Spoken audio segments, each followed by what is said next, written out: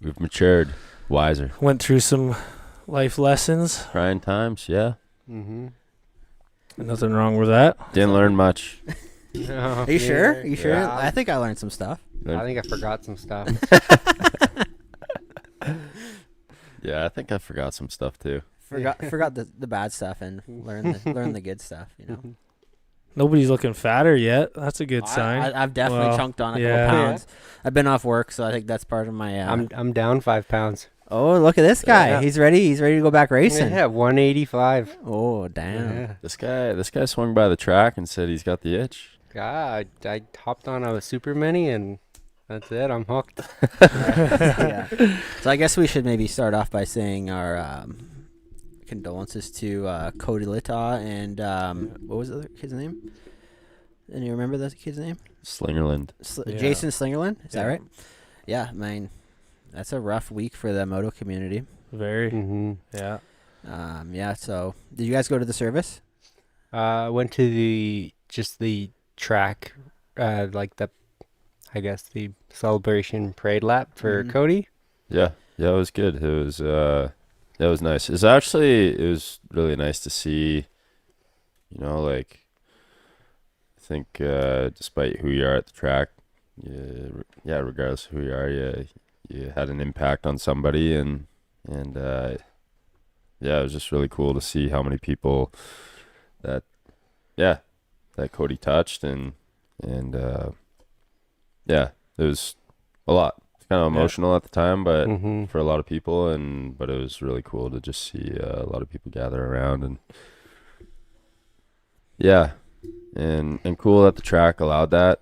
I think that was important, especially since Cody was a longtime member, and Since the mini moto days. Mhm. yeah, and his him and his dad had been going there, and that was always their thing. And it was actually really cool to see Rod, like Cody's dad, waving the finish line flag. Yeah. Oh yeah. Yeah, Yeah. like everybody did a lap, and then Rod was in Is the that his Flaggers Tower. His name's not Rod, is it? Yeah, Rod Latu.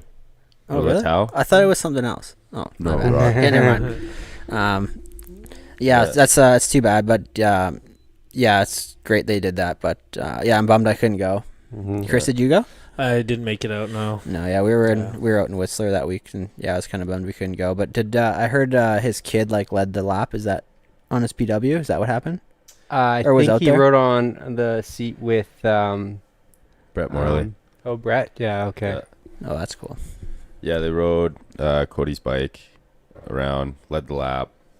Tate was on the bike with him, and then they let him ride down the finish line on his little, I think he was on an e-bike. Oh, like a Strider or something. Yeah. Or, it was like maybe a KTM e-bike, I thought, but Mhm. yeah, I can't really remember.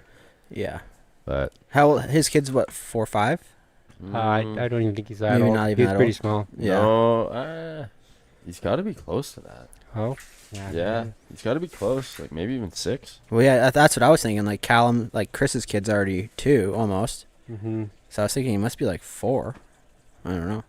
Yeah, I don't know.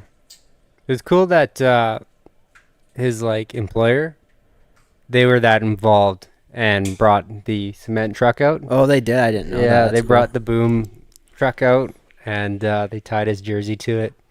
Yeah. And Keelan was saying you could felt like you were gonna ride into it. Yeah.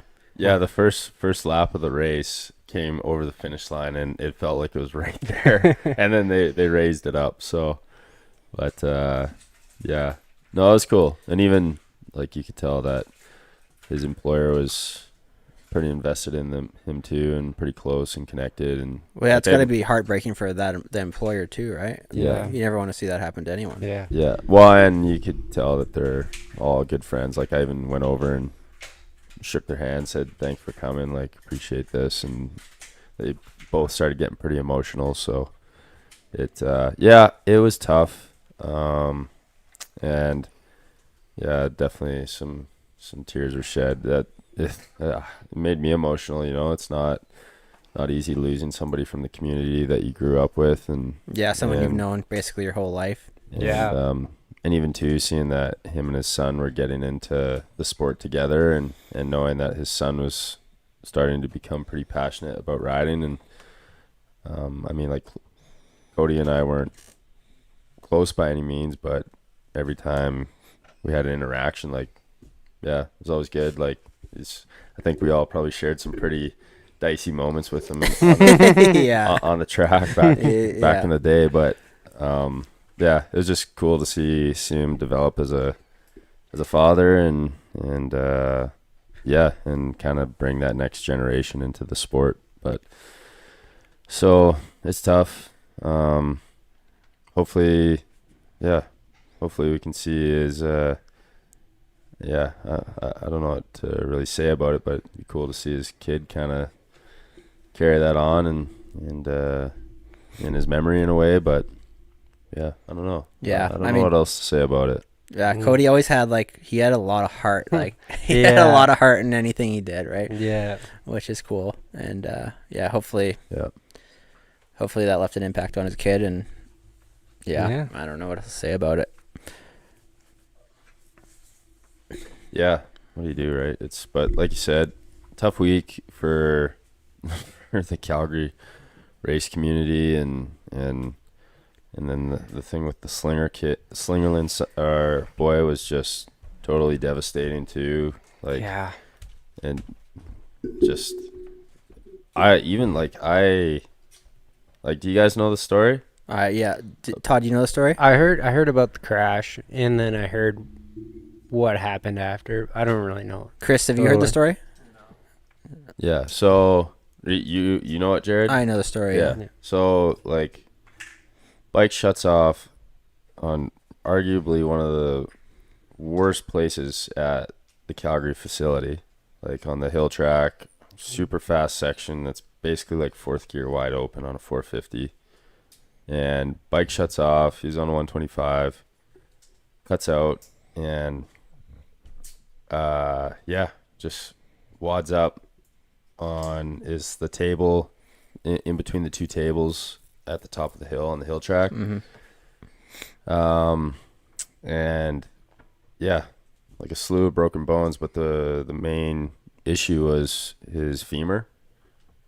And so there's a lot of gray area with the story, because I didn't know too much with the process of what ensued after, but by the sounds of it, they may or may not have been immediately concerned about the femur, but apparently when you break a femur, it's they have to tend to it.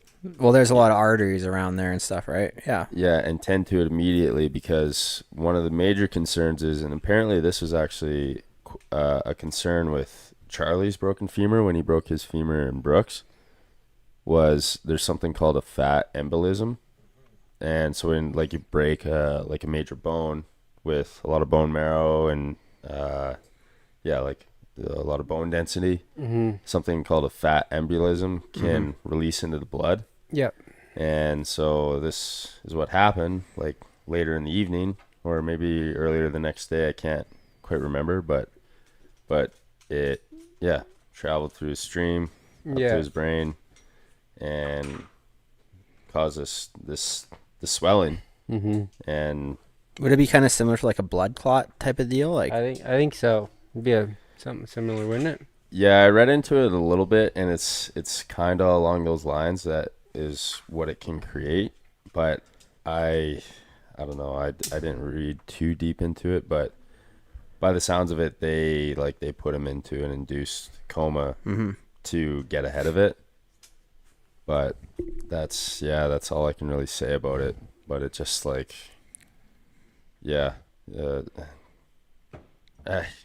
it's tough, man. It's so hard, especially being so passionate about track safety. It's anything can happen in this sport, and that's a shit spot to crash. His bike cut out, Pretty sure, high speed spot. but god damn, and that wasn't even the only broken bone. But Yeah, didn't he mess his shoulder up and stuff too? yeah, I think he had some arm injuries as well, but it's just you kind of glaze over those ones, because the only one you're focusing on is the fact that he's in the hospital. Right. And that they're trying to relieve pressure on his skull. Yeah. Yeah, that's it. Kind of brings me back to I know Chris and Todd, and I don't know if you remember this day, but Western Canadian, maybe 2006 when Dyson crashed. Yeah. That was tough because he was. Oh yeah, that was like a spring race. No, I thought it was Western Canadian. No, maybe it was a spring race. It was I don't a remember. spring race, yeah. But It was like the. Oh damn. oh man, just I don't know. Maybe screw that camera, man. I don't know. Yeah. Yeah, screw it. Well, we have enough cameras going. Mhm. We need you in on this, Chris. We need you in on the convo. Try her one more time. She's still running? Duct tape. It's still running. Yeah, the stickiness on the GoPro mount kind of. It's just What like the a shit? red-green version of Joe Rogan. Yeah, definitely. It's even the possum hole. It's even the same name. Yeah. Yeah. Yeah, but it just brings me back to I remember when Dyson crashed, man. It was like I was on the because I think they had juniors were split into we were all on super minis, right? Like we Yeah. were racing, or maybe Todd was on a big bike. No, I you wasn't probably, there that year. That was the year I broke my arm. That was 2007, I think. Then. 7 maybe it would have been, but I remember because we all raced super mini on our 80s and super minis, or we raced junior on our super minis, and I remember sitting on the line. It was like you start hearing stuff, and you're like he obviously he hole shot it on his Yeah, he was CR out front. 150. Went down in a blind gully. Apparently, he like looked up and someone just drilled him right in the head, and yeah, like they thought he died on the track. You started like you're sitting on the line because they split it. I was in the second gate, and I was like, holy shit, man! Like, and then yeah, he was in a coma for probably a good month at least, I think, right? Yeah. I went to the hospital a few times. Yeah, I remember going in. It was like a long process. It was tough to go in there and like see him in a coma, and they're like, well, I was like probably, I don't know, 12 years old at the time or 13. Yeah. And you're like, yeah, just like talk to him. He can hear you. It's like, that's like, I don't even know what to say, man. Like, it's tough.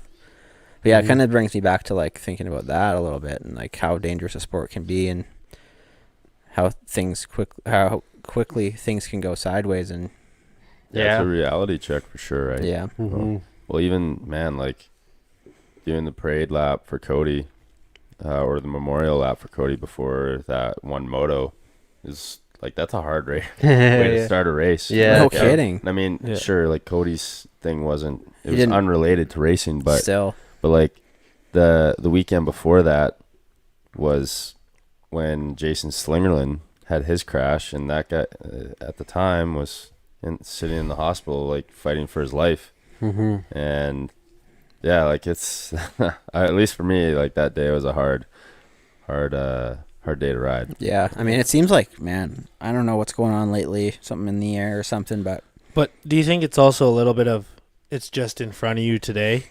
Because like you think Yeah. back, there's always been. always been. You remember when Correct. the over under first got flipped around and that Ken guy yeah, he Yeah. died on crashed that off? crash, Yeah. Like you know, you're hearing about people at Cahill all the time. You're right, it's a dangerous sport, but Yeah, I don't know. It just seems like then you go and get mauled by a grizzly out in Banff. yeah, no Oh, kidding. right. It just seems like not even just in moto. It's like Brad says he knows a couple guys that have just died in the rodeo, and I'm like, man, Yeah. it's just like it seems like everywhere you look, like shit's going sideways. How many but- people do we know? Well, maybe not we know, but know of who have been hit by a car road cycling trying to train Oh for. yeah, there's You know, like there's plenty of stories about everything, you right? start thinking about it, and yeah, it's nonstop around you. I mean, it's not a way to live your life just thinking about that all the time, but it's kind of hard when you see it all around you, right? Yeah, and it's like when you have that reality check in your own head to like change what you're doing or like Yeah. you know put the brakes on something. Yeah, exactly. Where like, well, it just puts you in check. Where it's like, man, am I doing this with a clear head? Am I doing this for the right reasons? Yeah, Mm-hmm. totally. And am I fully engaged when I'm coming out here? Like, Well- I had a pretty, actually, dude, I had some pretty next level crashes this year, where I chalked them both up to. There are 2 of them where I chalked them both up to. Actually, 3 of them. But I chalked 2 of them up to just not having a clear head, where I literally went out on the track and I was thinking about work. Yeah. And one of them was on the big hill in the spring at Raymond, Yeah. where the tower is, and I just like don't know what the fuck I was thinking, but I came around the big like sweeping turn. Oh shit! Just screw the camera. Screw that one. But I came around the big sweeping turn to go over the big scrubber down the hill into the VP tree, Yeah. Yeah. and for whatever reason I hadn't been doing it like any other lap, but I decided to shift before it, and I shifted before Just it and it hit failed. I hit Oh. false neutral and just like nothing in the air and stepped over the bars. Oh shit, that's a pretty gnarly crash actually. Then. Yeah, like basically fell out of the sky, it felt like, and tumbled, rolled, bike hit me, get up, bars are snapped off the bike, subframe's like fucked. And this is my first day on my Yamaha. Mm-hmm. Oh. First ride of the year, and the thing's fucked. Like destroyed a radiator. Jeez. And immediately like I definitely hit my head and was a little rattled, and not like a full blown concussion by any means, but enough to upset me, having to Shaken up. Yeah. deal with them over the years. But I just like immediately got emotional, and Mm-hmm. just like the whole town of Raymond probably heard every swear in the That Mormontown. Well, yeah. It also like I think back to a lot of days when I was like tired, got off work, I'm racing. I got to go racing, even preseason. Got to go racing in a month. I got to put the motos in, and your head's not in it, and you just like. There's some days you're just like, man, I feel like I'm just better off just packing it in for the day. Mhm. But then you're like, man, you're such a pussy. Yeah. But yeah, like, Well, but when- now that you, that's the what old- he means. the You old- got to know yeah. when to quit, right? And- But your whole life you're getting told you succeed the most on your bad days. Right. Yeah. So But then- you're having that bad day, and if you can overcome it out there, will that translate better on the weekend? But does Yeah. it do you any good if you're in the hospital? Right? Yeah, Like, right. well, I it's don't know like, if the our old- sport can actually get Yeah. away with that, That's- right? Because you can get away with it for so long. It'll catch up to you at some point. But yeah, you gotta like that. Just like all this stuff we're just talking about. It's like it makes you realize how dangerous sport can be, and how much you have to be like on your game, and you have to be sharp. Like you Yeah. can't go and just No. turn your brain Just- off and do motos. Just right? the consequences of what you're doing is far different than most other sports, right? Yes. And like what I come back to is like my dad would always say, ride harder.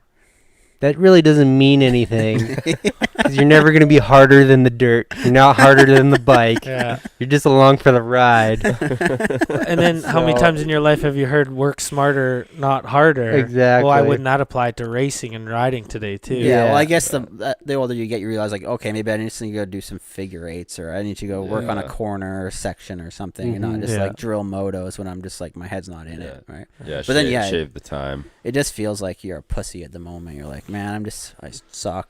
Yeah. Well, Sack the, up, you pussy. the Come on. day I broke my ankle, I was racing for a paycheck. Yeah, Because the that's money Southern was Alberta, pretty good yeah. in Southern Alberta, and that day I was out of it. Like I forgot my transponder. I showed up late. It was just, I took for granted what it takes to go racing. Yeah. And you can't do that at a pro level, and you can hardly get away with it even at an amateur level if Maybe you even want to go less, fast. yeah. Right? Maybe even less because you don't have like you haven't developed the skills yet. Yeah. So it's yeah, you gotta take it serious. Yeah, Yeah, this sport can be a cruel bitch, but And- it's yeah. kind of worth it. Yeah. it's kind of Uh, it teaches you a lot of shit in Yeah, your life for Yeah, sure. it teaches you things Well, you can't even explain. Well, I don't know about you guys, but I haven't ridden much in the last couple of years. But every time I get on a bike, it's just like, I don't know, the first hit of a drug or something. It's like, Yeah. oh, I forgot what that was like to hit that little, just even a little jump. You Until know, you get not- arm pump, and then you're like, oh, Yeah. then you're out. Yeah. Or you start getting a little greedy. You're like, oh, I miss this feeling. oh, and I you want to start toss push- a fat whip. Yeah, then you start pushing a That's- little that's the harder. thing. and I'm a little harder. scared to go to the track and hit the international a few times and just get a little too cocky. No, That's where we got to Yeah. just like head out to Tilly or something one day where Yeah. they No jumps. just no a slow jumps, track yeah. where you're just hitting rollers. But that's although, honestly. although maybe not Tilly because you two had a bad experience there last No, time. No, that wasn't Tilly. That was- somewhere else. Oh, yeah, was it? different. That was in the Okay. boonies. Okay. Yeah. I Yeah. don't think Tilly can Get ride there tickets. anymore at all. Yeah, No. last time I went to Chile, me and Chris went, and I think it was 2018. It was Yeah. like so grown over, and it was like we couldn't even barely find the track. But fuck, I had something to say. God damn it. Need more Anyways, Hape. I guess a good segue into this. I don't want to call them like that. I was gonna say not having your head in it would be our boots on the ground reporter at the MXDN. Here we go. Don't have your head. I was kidding. I'm I kidding. don't have my head in it. No, I'm Boots on the talking ground. about Team Canada, but I was kidding. I was kidding. Yeah. Yeah.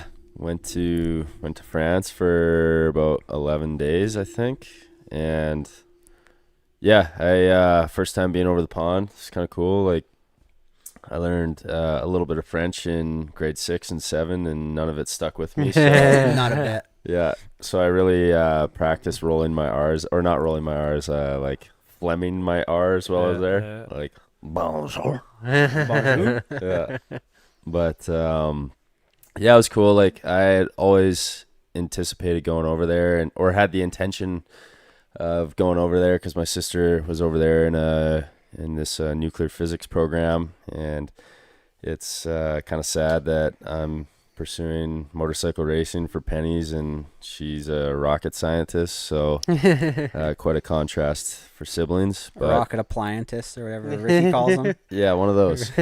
And then also our buddy Boston's over there working for WP, so I had been procrastinating for the past few years, wanting to go over there, and well, my sister, yeah, she got a job offer in Washington, so it was like she's coming home.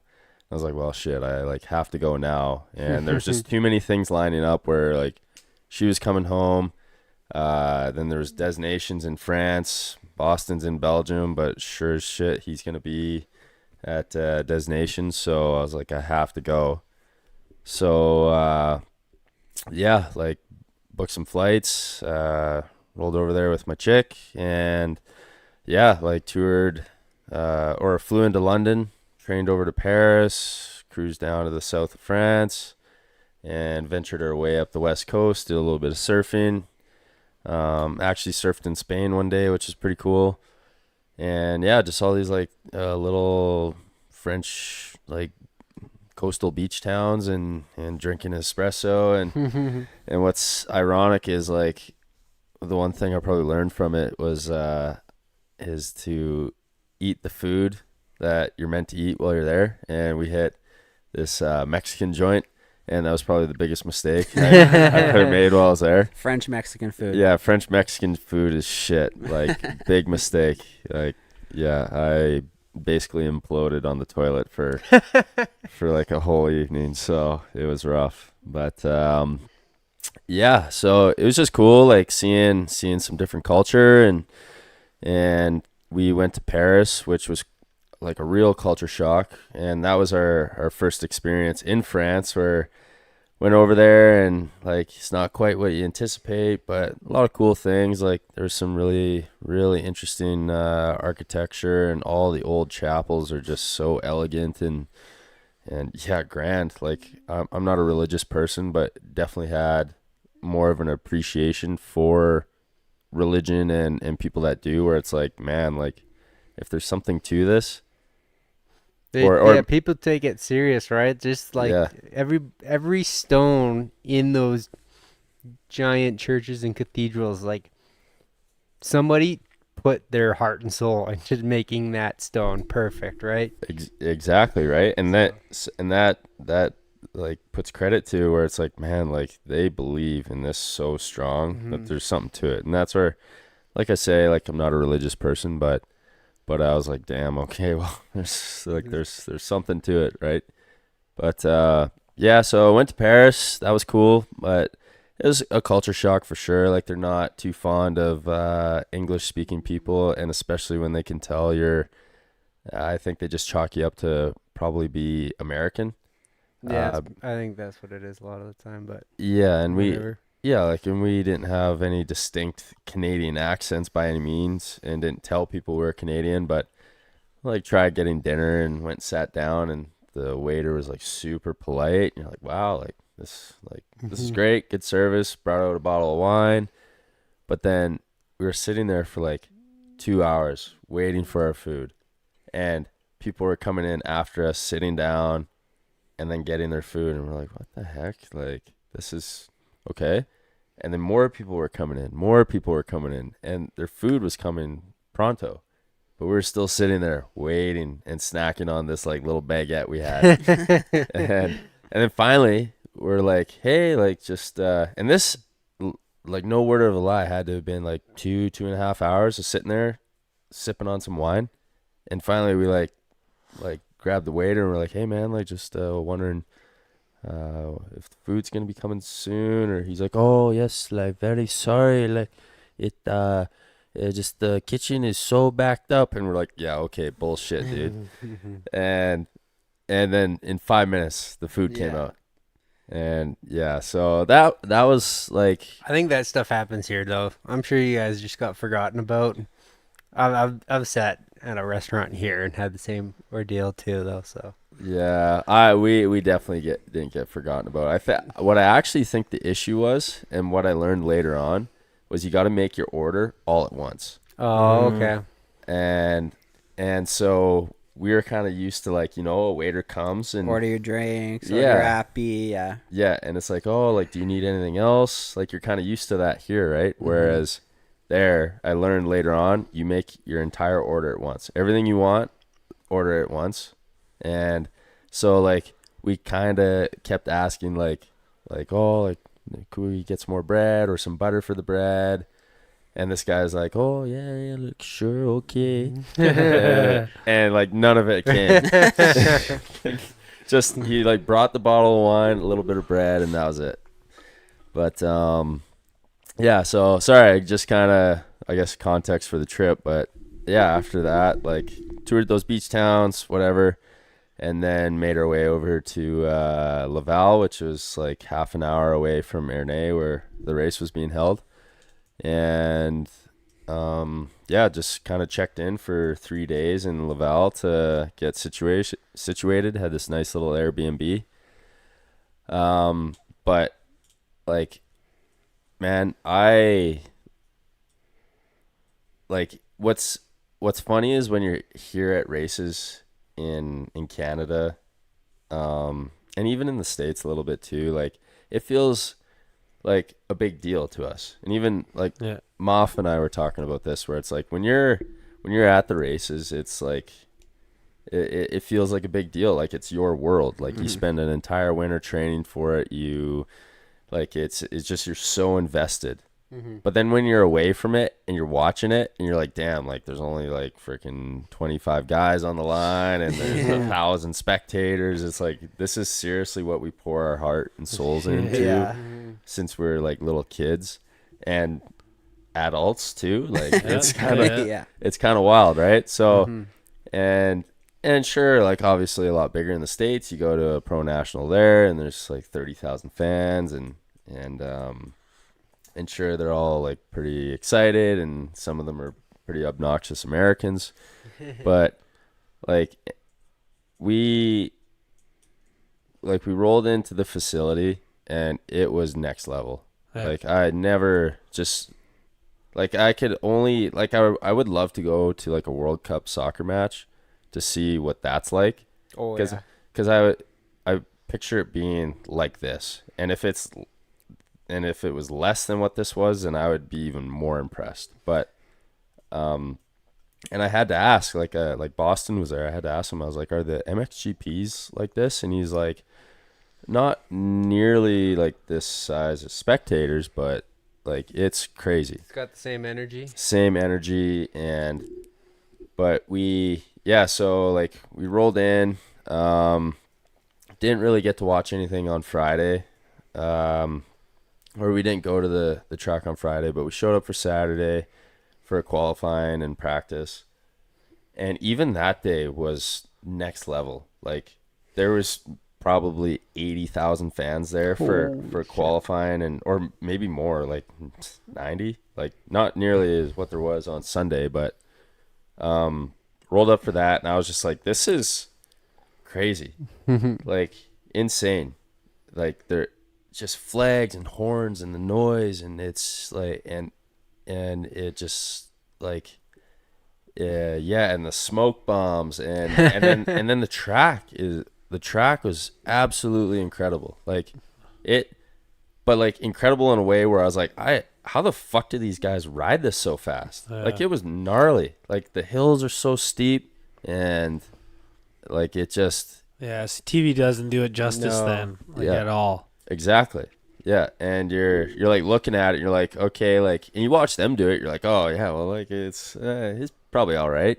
Yeah. But then like when you really like pay attention to what they're doing and how they're hitting lines and how they're setting up for stuff or how much momentum they're carrying through a section, you're like, wow, these guys are on another level. And that was probably the hardest thing for me as a guy that's still, you know, like trying to pursue something with dirt biking and racing, it was so bloody humbling to be like, man, I've put a lot into this sport and I suck. Yeah.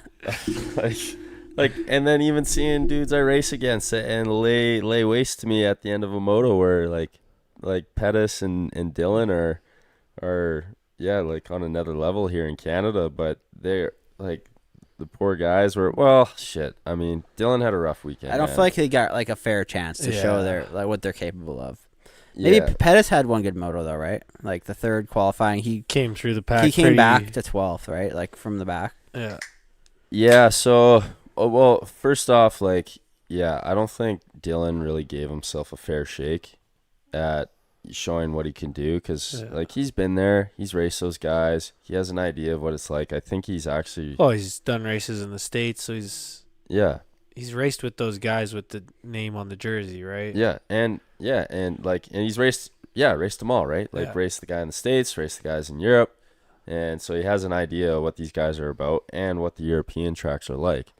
But I think he just put, I mean, this is speculation, but like talking to him a little bit, I'm just guessing that he puts so much pressure on himself to perform because I think that whole team, because all you heard out of anybody was, this is the best team, we're going to have the best results. What do you think that's going to feel like for McNabb, who's 17 or 18? How old is he? 18, maybe 19. Okay, still 19, really young to be the whole country. Well, whole country, we're not that many people, but you know, like everybody's saying this is going to be the best team, the best result.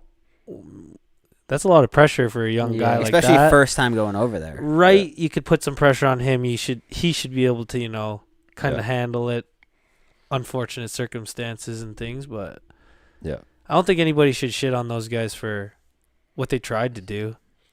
No. I heard a Facebook post that they didn't train hard enough. I don't know, man.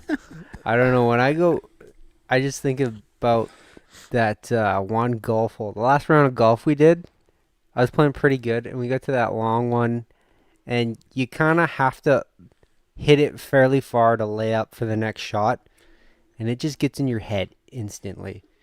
And you're like, fucking, you're at the tee box. Most important hole. Yeah, now you're stressing, you're sweating. And I duffed it 3 shots in a row. I hit it to the ladies' tee box. From the ladies' tee box, like another 30 yards. It took me like 4 shots to get where I should have just hit it the first time. Yeah. Just because I got in my head instantly. Or it's like you're on the green and you can putt in for a birdie and you're like 5 feet away. You punt it across the green. Screw the whole thing. Yeah. Yeah, Dylan was definitely on the line trying to putt in for a birdie. So, but that's, and I think that's the thing too, is like Dylan has went to Europe. He has performed there, and to me, like I don't know what number to use. You could say top, within the top frickin' 20, 40, 50 riders of the world. Yeah, like he is world class, and it's like when he knows that, everybody else knows that, and then you know that it's like this is your time to shine. And you put that pressure on yourself that you're like, okay, I'm world class. I'm here for a reason. I'm not like Team Guam and Team Brazil. Like, although I think Team Brazil did okay. Yeah.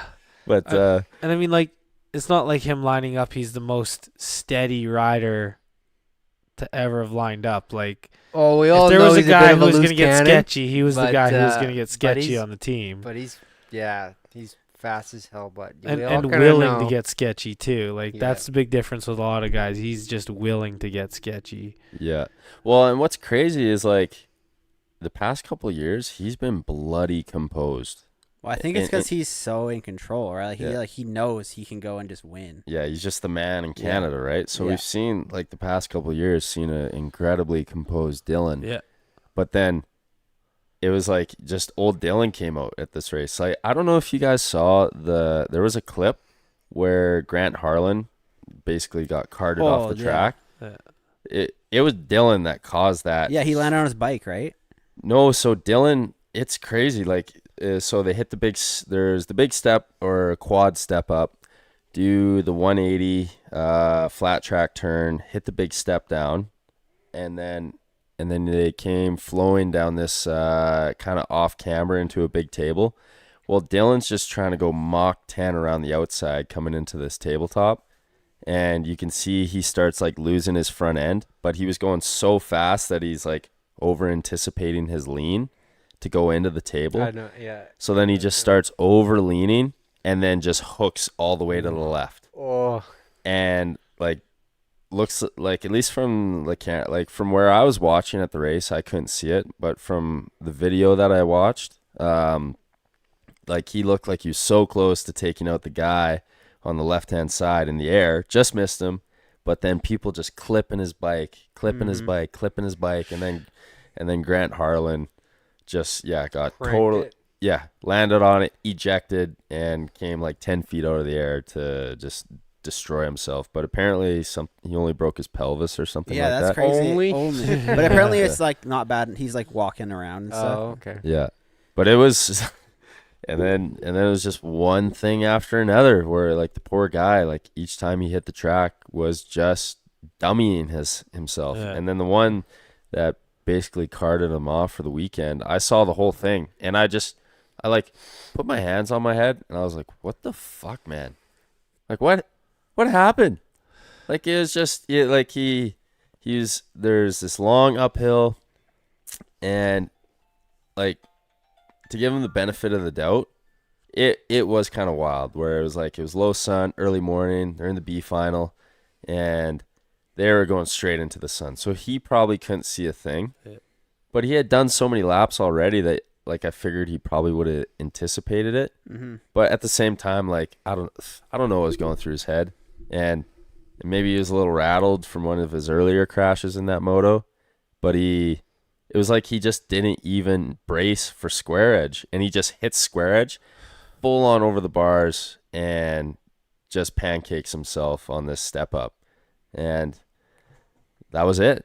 Like, Yeah. but it was just a laundry list of crashes for him, and it sucked. Like, I mean, I was there. I'm passionate. I want to see Dylan kick ass, and then by the end of it, I was like, fuck. Like, I felt bad for him. Like, I was mad Yeah. at first. Yeah. I was like, fuck, dude. Like, come on. Like, Yeah. get your shit together. And then at the end of it, I was like, oh man, like I mean, that just sucks. You gotta feel bad because those guys did not deserve to be in the B main. Well, I mean they did because they didn't make it, but Yeah. They should have never been. in. Oh, dude, like they should have cleaned up the B main, and oh man, like that. I hadn't been like this stoked in a while, but when Pettis like came around, Yeah. whole shot at the B main, and I was just like, I was standing right there at like the third turn, just so stoked, and I went from like pure joy of seeing Jess out front to just like total despair Yes. when he like dumped it in the next corner. you're Yeah. ready to take your shirt off and Yeah. start waving it, Yeah. and Yeah. you're walking back to the pits. Yeah.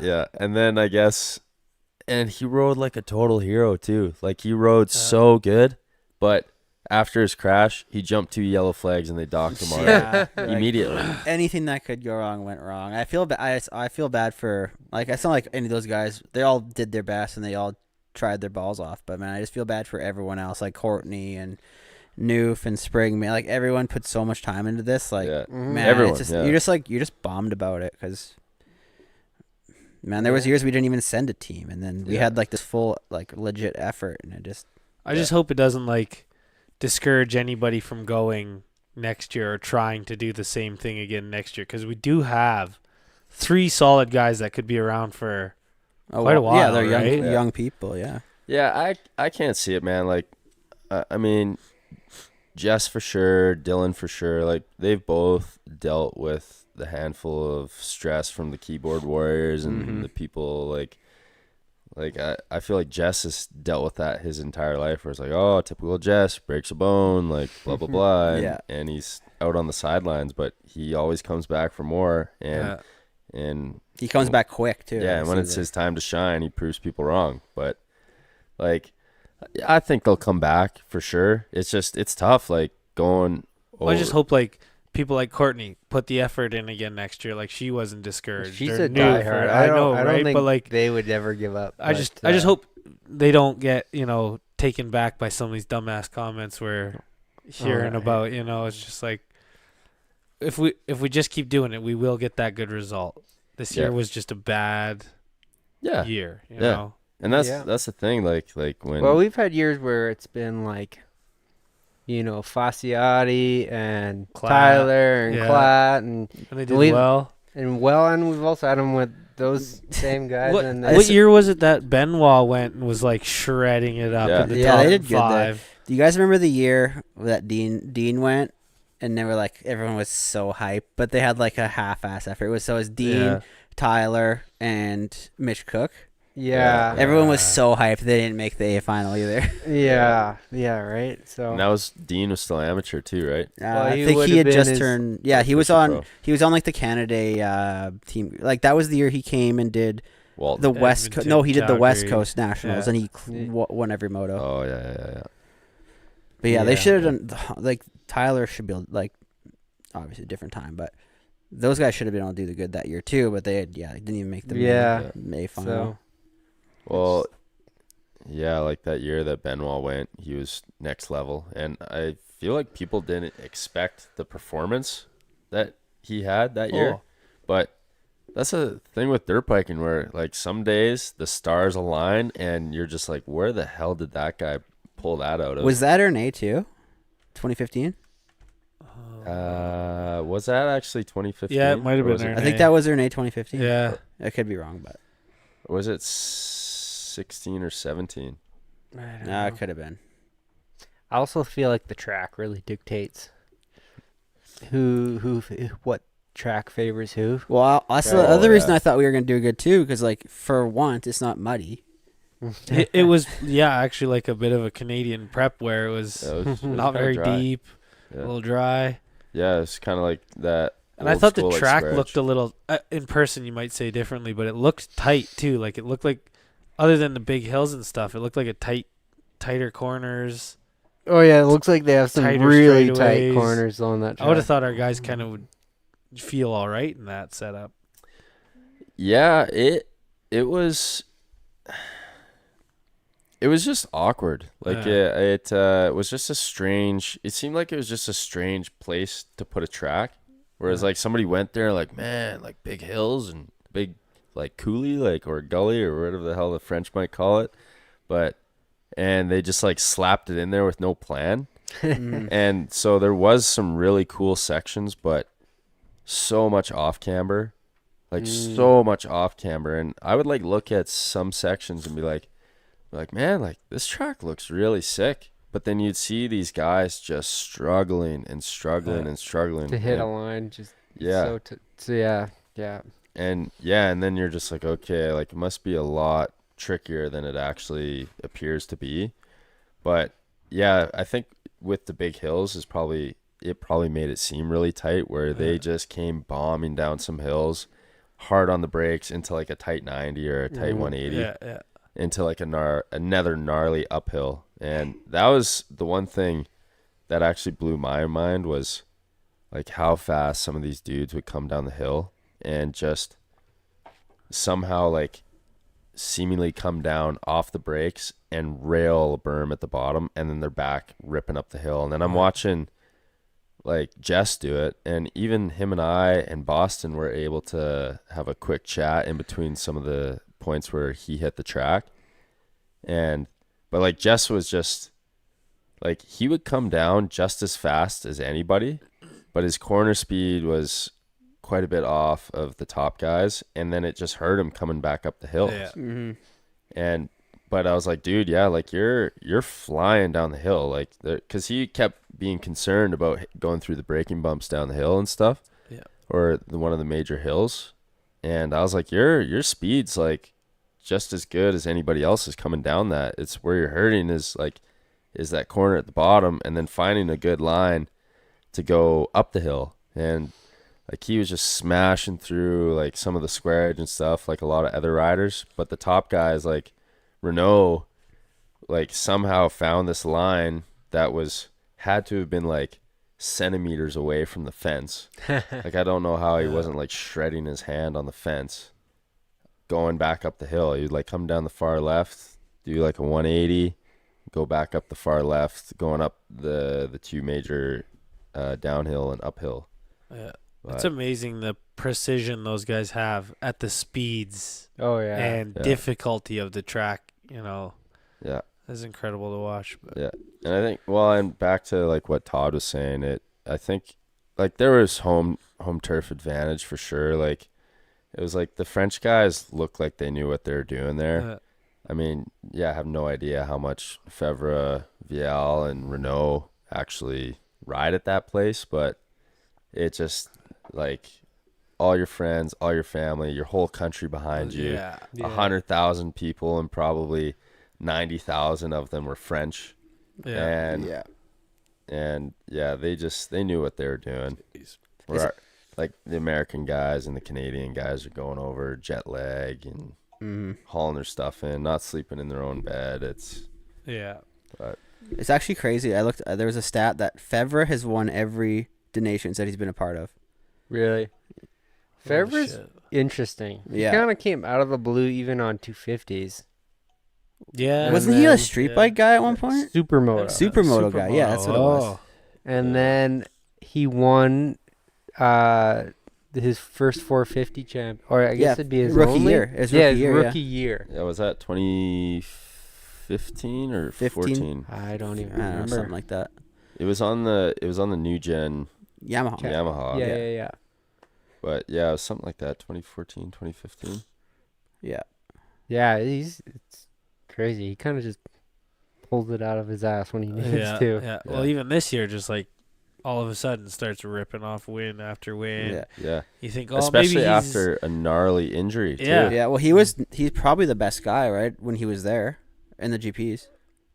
Prado didn't actually win that much. No. He just kind of played it safe, got a lot of seconds. Well, that was what I was just gonna say. It looked like because Prado was playing it safe, Fevre was getting. Yeah, a he bit probably of a gift. he has nothing to lose, right? But shit, MXON, that was no gift. No. Like, he No. rode stellar there. No, yeah, and well, dude, the first moto, yeah, MX2 MXGP. Yeah, MX2 MXGP, like that was the most exciting race of the day. And Fevre was on fire. Yeah. On fire. Even though like Renault was for sure, I think the kind of like the golden the guy for the weekend, like he was just like on the pedestal out front for Team France. And no one really expected that because he was hurt too, right? Yeah, he had an off year too, and but yeah, like Fevre was so impressive in the first moto, and I like love that dude's style and how he rides, and seeing him like come around, he's like perfectly on the point of his toe when he corners, and like just textbook style, like and technique too. Like he was cool to watch. Yeah. Wow. What I didn't actually see, how did Jet do? He went 6-1. Is that right? 4-1. 6-1, yeah. 6-1. Yeah, because he went down on like the first. Didn't he go on the first lap? First moto. Yeah. Yeah. Third. He probably turn or probably something. goes 1-1 if he doesn't do that. Oh, okay. You got to think. Like, Was he was 1-1 last year, right? Redbud? I can't remember. No. I thought he was. No. Oh, he wasn't? Tomac won the first moto. And He was on then MX3 though. Jet won the second moto. Well, no, he was in a different class than Tomac, so he would have been second and third moto. That was his first race, 450. Though, Yeah, right? I'm pretty sure he was MX3 though. He definitely won a moto. Yeah. Yeah. But yeah, Lawrence was I was actually like, he was probably one of the guys I was excited to see most in person, because like you see his talent and how incredible he is on TV, but it's like you almost feel like you'd have more of an appreciation for it when you're there. And the weird part is I wasn't blown away. Mm-hmm. It's just he's so like perfect. It is. It blows your mind how he can go that fast and doesn't look like he's going that hard. Exactly. He's so chill. Kind of just like going the same speed around the track. Yeah. It's weird. Yeah, like he's just so chill and like finds good smooth lines, and he's just kind of like he looks like he's out there just like kind of like an artist, like messing with the track, seeing what he can do, seeing like what braking bumps he can double. And what I notice is because he's riding like that, anytime somebody's near him that does twist the throttle hard, he still has that ability to like twist the throttle that much harder and just accelerate again, because he was and still look composed somehow. Yeah. Isn't it funny though how like last year with like Tomac and Sexton were just going at it, and everyone's like, oh man, Sexton looks like he's just like out for a cruise. Yeah. And now it's like flipped, and like Jet took that to a whole new level, and now Sexton looks like he's a bulldog when he's riding. Yeah. It was actually kind of cool too, because like after the SMX race where Jet let Roxon by, it was like that was the first time they had raced since that. Yeah. And or I believe, right? No, that was the second. They raced. Time. They went toe to toe at the Coliseum. Was a good race too, though. Yeah. So and then there was that like a legit outdoor race, you know, and it was like, because I feel like at that race where like Lawrence let Roxon by, that was the first time that that Lawrence was kind of nervous. Yeah. He's like, he didn't know how to lose at that point, almost, it seemed like, right? Yeah, he's like, I don't know, I just let him go. I don't want to lose straight up. Yeah, exactly. Like almost kind of handled it like an immature teenager. Yeah. He's like, oh, like his ego got in the way. He's like, oh, just math problems or whatever the fuck he said. Big math, whatever. Yeah, big math.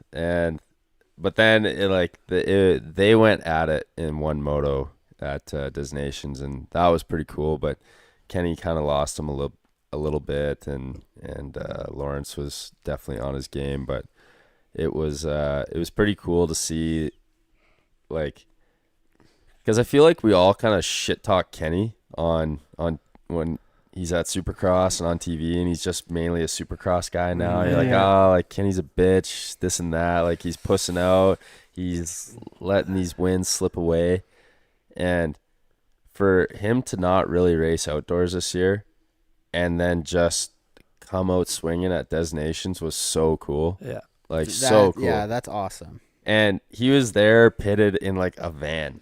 Oh, really? Yeah, like a shop van. Yeah. No way. Yeah, just like he was there pitted in like a shop van, like just kind of hanging out. Like it was almost like a provincial race for him. And just comes out swinging. Like it was so sick. Yeah. Who else was on Team Germany?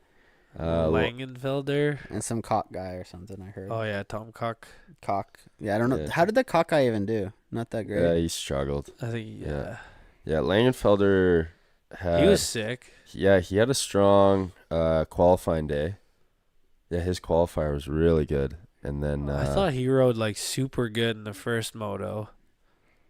He might have crashed. Like, he was ahead of Hunter and stuff, wasn't he? Or did he go down? I think he went down. Yeah, I can't remember if I'm confusing qualifying day with race day. But, yeah, like, he had one really impressive moto. Yeah. For sure. And even, I'm a fan of that kid too, because like he came out swinging at the first GP. Was it this year or last year? I can't remember, but he was just on fire. Yeah. At where was it? I can't remember. But Matterley? Yeah, I think it was Matterley. Yeah, he had like an 8th or something. Where? At Matterley. This year? Yeah. So then it must have been last year where he won the first round. No, you're thinking of I'm talking about Cock. I'm thinking about Langenfelder. You're thinking about Langenfelder. I'm thinking about Cock. Yeah. No, Langenfelder's been good this year too. Yeah, he has. No, he's been solid. Thinking about he won. He won the first round last year. You're right. That needs to be what do we call it? We haven't podcasted in so long. I forget the lingo. That needs to be a soundbite. Soundbite? Yeah. Where is the soundboard? We have that somewhere. You're thinking about Langenfelder. There's not too much. I think one's #ToddPod or something. There is a #ToddPod. Yeah. From the old days. Not to get off MXON talk, That's okay. Keelan, but somebody mentioned there might have been another adventure in your France trip there, maybe overnight one night. An adventure. Some little creepy crawlers. Creepy crawlers. No, I got misinformed on this. Some little bed bug action. Bed bug. I don't know. I heard something about this too. I don't know who said this. Who's Well, the this was source? just a comment thrown through to ask you about the bed bugs. Who's asking who's asking? Who do you think? Bed bugs. They said ask Keelan about bed bugs in Paris. Bed bugs in Paris. I heard there was a problem there. I did hear that. I know there's Is this bed like bugs. on the news? So like, clearly there was no problem with you. This was just that you're aware of. general. Yeah, I mean, there's. Fuck, I can. Apparently, there's a bed bug problem there, but Yeah, I think that's the reference. Okay, that so might be I the don't know. reference. didn't I don't affect you.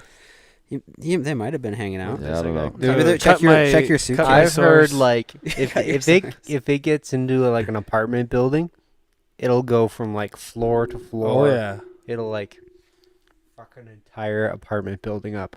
Yeah. Yeah, I heard they're nasty, and I mean, man, Here, dude, the fucking Todd, pull that mic away from your chest. It keeps like Yeah, Getting it- tilt Yeah. this thing. Some- Tilt this thing like loosen that Sorry. guy off. Tilt her this There way. we go. Tilt her like this. all the mic movements kind of creating a bit of a echo. There we go. Try that out. Testing. Nice. Yeah, we thought we had bed bugs here. That's what. Did you? Well, we had those like rubber mats in the gym floor. Oh shit. And so this is an old house, so there's like a lot of moisture, humidity down here, and for a while we thought it was bed bugs, and no one knew what it was. We called like Aveda pest control or whatever, didn't know what it was. Turns out it's something called book lice, and it's not as scary as it sounds. They're just like harmless little white guys that live in Fucking rubber. white guys. crabs. Basically they live in like these porous mats, so that's why we ditched those mats. Oh, Oh. shit, eh? So that's why you swapped them out. Yeah. Oh. Damn. Yeah, no, I don't know. No, No frick, bed I bugs? can't. Shit, I don't know. It was a How- long trip. What was the weather like? Is it pretty muggy? No, it was good. It was hot. Yeah, it was like 23 to 27 most days. But Yeah. actually, in Paris, though, yeah, shit. The bed bugs is probably gonna have to come back to me. I can't remember, but we stayed in this shit box Airbnb. Like, dude, it it was so bad, and so it was like $200 a night to stay in this Airbnb. So like pretty pricey, and it was not even like if you were to cut off the room right here, like what would you say the square footage of this would be? This is What, like just little, this is 100 square little feet. possum hole? yeah, 10 by 10 maybe. yeah, so like Yeah. 100 square feet. Yeah. It was not even this. Oh wow. Like I would say it'd be like 3/4 of this. That's and wild. we slept on this like little pull-out couch, barely even a sink in there. Like Where's the pisser at? the pisser would be like basically like the pisser and the shower was the same size as the sectional over there. So like There was the toilet and then the bathroom and the shower. Was and, it closed in or was it just open? the shower was closed in, but it was so like I had to kind of like cock my neck, and my neck's actually still a little sore from the trip, but like yeah, I had to kind of like kneel down to get into the shower, and it was like $200 a night for this Airbnb, and it was yeah, like I didn't mind it, like it was whatever, but it was just insane that you're spending that kind of money for Yeah. something like that. And then it was kind of crazy, like we were walking up to get to the Airbnb, and people are just like people are living in this apartment building, the same size rooms basically, and all their doors are just open, they're kicking it, it's hot as hell, no AC, and it's just you're like, what the heck's going on? And then it's kind of funny, like we're laying in there, and not to sound like an asshole, but I guess I will, is like we're laying in there and cracking jokes about like peasants living in this place. And then Cash is like, she's like, no, there's legit peasants living here. And I'm like, shut the fuck up, they're gonna hear you, like the walls are thin, we're gonna get murdered in our sleep here. But yeah, bed bug, shit, I can't remember bed bugs. Well, we have an update. from one of your former competitors that it maybe wasn't bed bugs, but maybe crabs? Crabs. Was it crabs? Did you catch a case of the crabs? No, Or? I got rid of those a few years ago. Yeah, I got the comb and everything. Yeah, those are. Got those mastered. Crabs. I want to know who this is. Well, our crabs comment came from Jared Allison.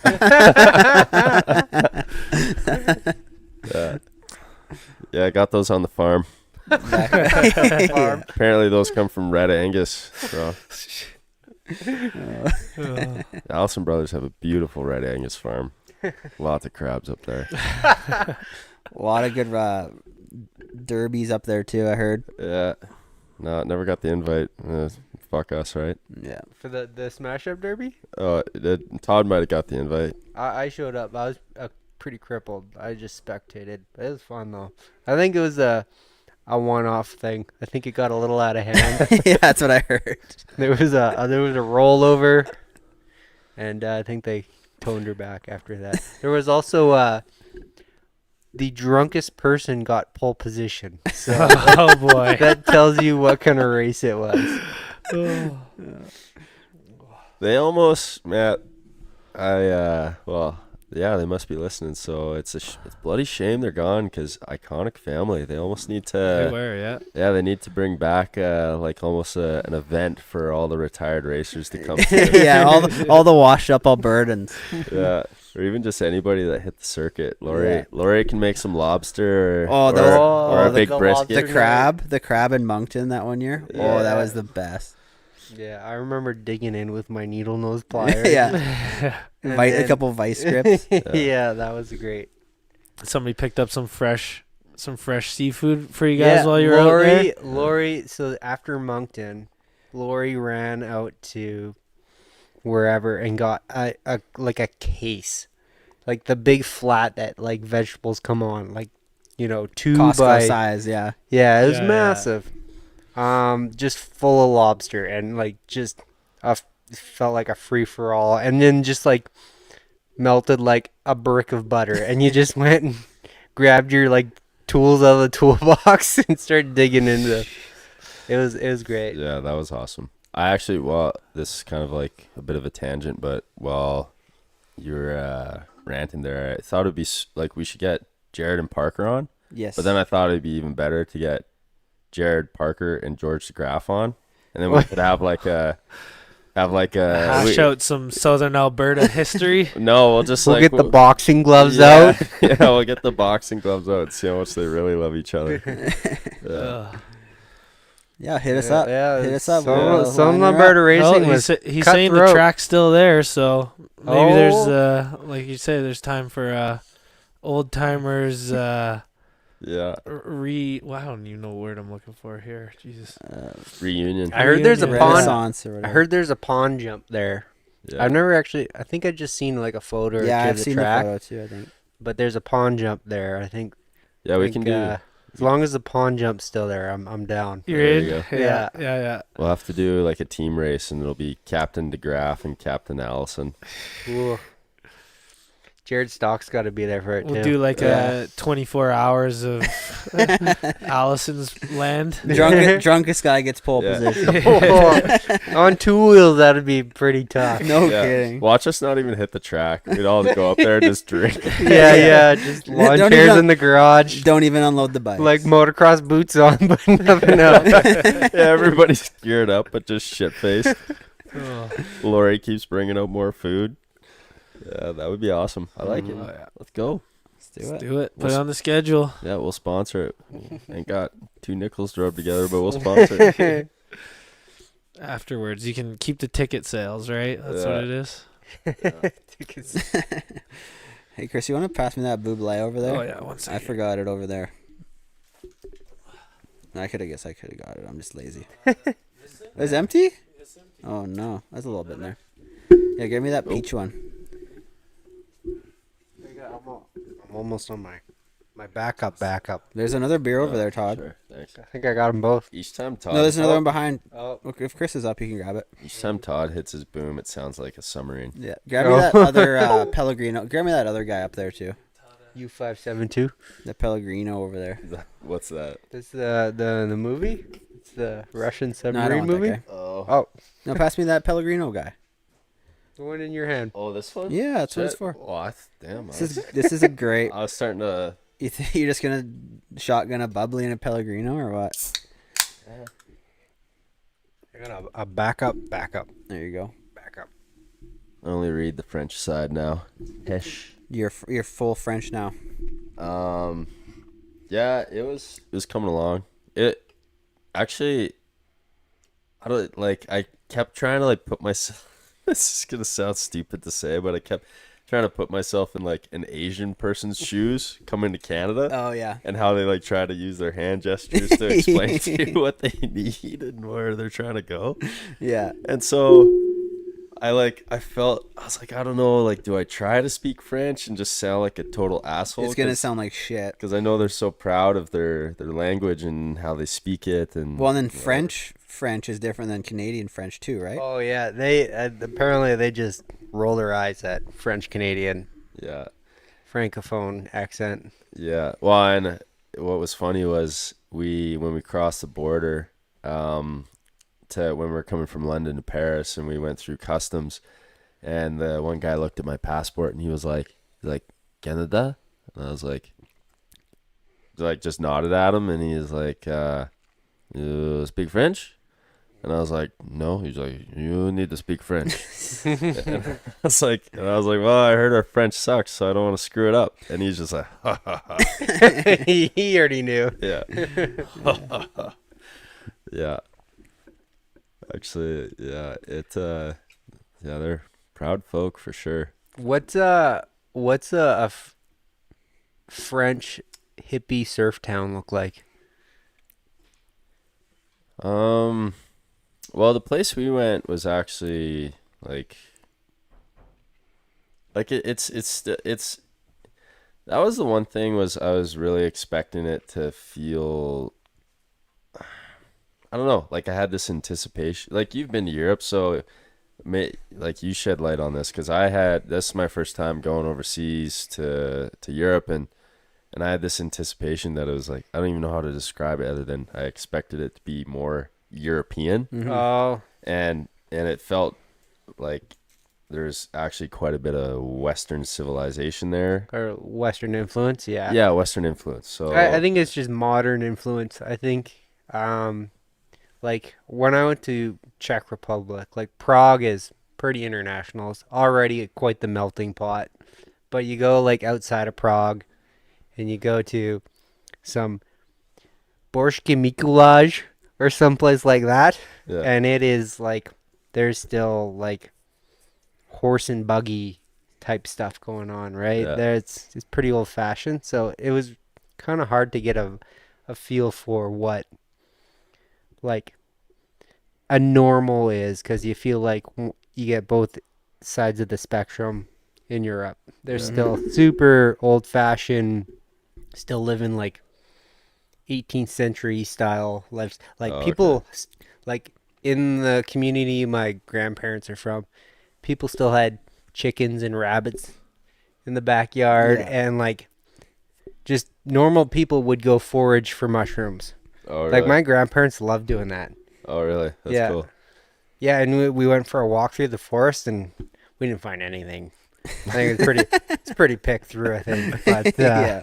it was that's like the lifestyle. People still live out there. But it's still more of a traditional way of living. Yeah. Huh. Yeah, so because your mom is she purely Czech? So she would be purely Czechoslovakian, but it's a long story. My grandpa's right from Slovakia. Yeah. And then my grandma is from a country that doesn't exist anymore. One of those. Yeah. So, but it would have technically be in Czech Republic. Okay. So. Can you speak any? Nothing. No? Really? Nothing. I should have. It would have made traveling in Europe that much more fun. But yeah, it was cool going there. Well, like however you enunciated that town. Borshka Mikulash. Yeah, yeah. It sounded like you. Oh yeah, that's the town my grandparents are from. So Yeah, I've heard it a few times. Okay. Sounded like you could go full foreigner on it. Yeah, Who yeah. is this guy? Yeah. So You could start yelling some profanities, and yeah. we would believe you. That's the first step into learning any languages. What are the profanities? Oh, I got a couple of Absolutely. those. I don't throw those around though. If that's all you know, it's a problem. You get yourself into trouble. So yeah, you remember our time in Quebec Oh, when we were walking through the trailer park and we knew like 2 things in French. It was one something was like Paul Lavoie taught us. yeah, one was like hello purple unicorn, and the other one was like fuck you or something. I'm trying to think of. It's like on the tip of my tongue. And we were walking through and we're like, hello purple unicorn, and Jared yells, oh, fuck you. Remember that? Yeah, I do remember that. And like, oh, we got to get out of here. They started like Yeah. saying something back. I'm like, I don't know what the hell's Yeah. going on. Yeah. Yeah, And the best part was Jared had no idea. And I think Keo was like, did you just fucking say that? We were just like saying random French sayings, like the only 2 like sentences Yeah, we knew. That's good. Fermer la bouche. I think that's close your mouth or shut your mouth.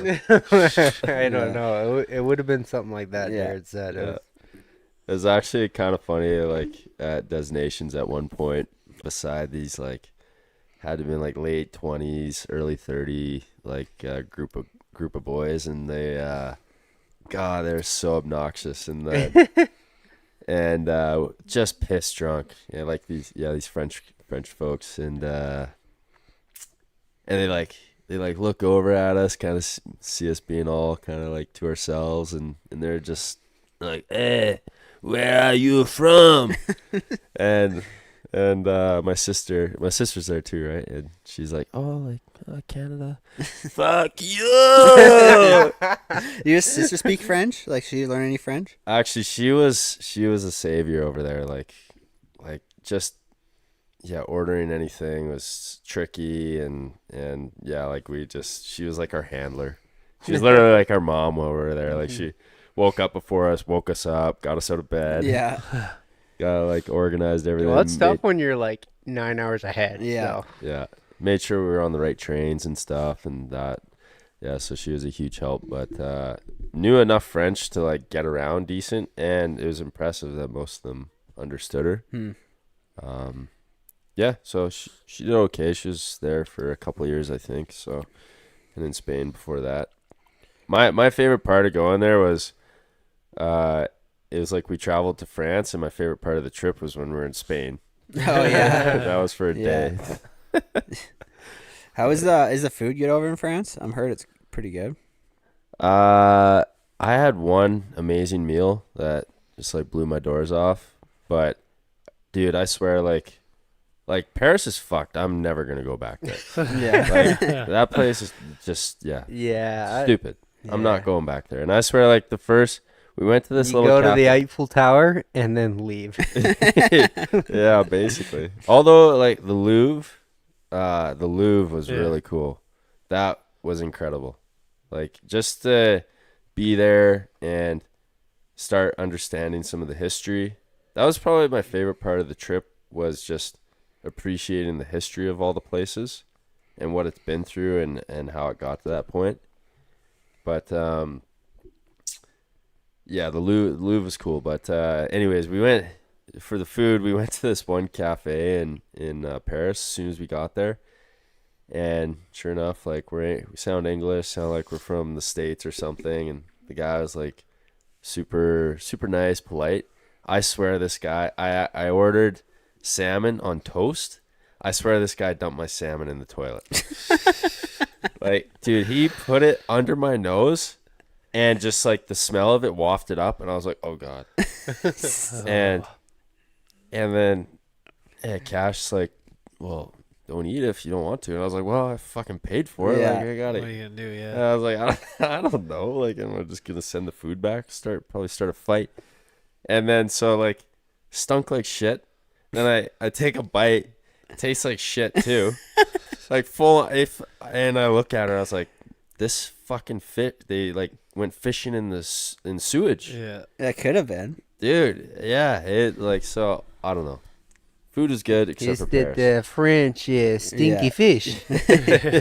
Yeah, we were in Yeah. Scotland a couple months ago for a wedding, and man, I tell you, people don't go to Scotland for the food. The food was dog Yeah, shit. no. It was terrible. Yeah, how was that? It was good. Everything, all the food, they just like everything. It's dog shit. Like there's no flavor. Oh, really? It's terrible. I think I had like the food at the wedding was good, but other than that, it was shit. And it's all deep fried and It's just like I don't think it's even deep fried. It's just boiled. Like they just fucking boil everything. Yeah. really Yeah, it was like terrible. nothing's grilled, nothing. It didn't seem like it. Huh. Bacon's weird. Everything is. I didn't have very many good meals there, but yeah, it was cool to go over there for same thing. First time over over the pond, and it was cool. Like the coolest thing I thought was like going and seeing like all these old castles from like hundreds of years ago that they built, and that was probably the coolest part about it. Yeah. The roads, it was dicey though, driving on the wrong side of the road. Oh, Well, it's a mind fuck, isn't it? And the roads are so narrow. So like we just got off the airport, rented this car, following Google Maps. It takes us down this road, and obviously we're on the wrong side of the road. But then like we pull onto the side, and there's like cars are just parked everywhere, like on the one side of the road. So it's like kind of a one way. And then we're like, I'm stopped there. I'm like, I guess we can't go this way. And all of a sudden, people are just bombing past us. Like people are just like not slowing down at all. Like coming, like it's a one way. It's like a one way road, It's but a people are mirror going to both mirror. ways. So they're just like, no, they'll just like go and then like hope the other person doesn't go, and then they'll just like weave in and out whenever they have room. It's Crazy. it's gnarly, man. No way. Crazy. It's sketchy. So what were you driving over there? Well, we were supposed to have this like little dinky car, but we all had the baby with us, so we couldn't fit all of our suitcases in it. So we had like I think it was a Volkswagen, like some kind of station wagon thing. Oh yeah. Yeah, but it was so weird. Actually, by the end of it, it was fine to drive on the wrong side of the road, but Yeah. it was just weird at first, man. Like just weird. And all their grocery stores are like little like gas station grocery stores. It's Oh weird. really?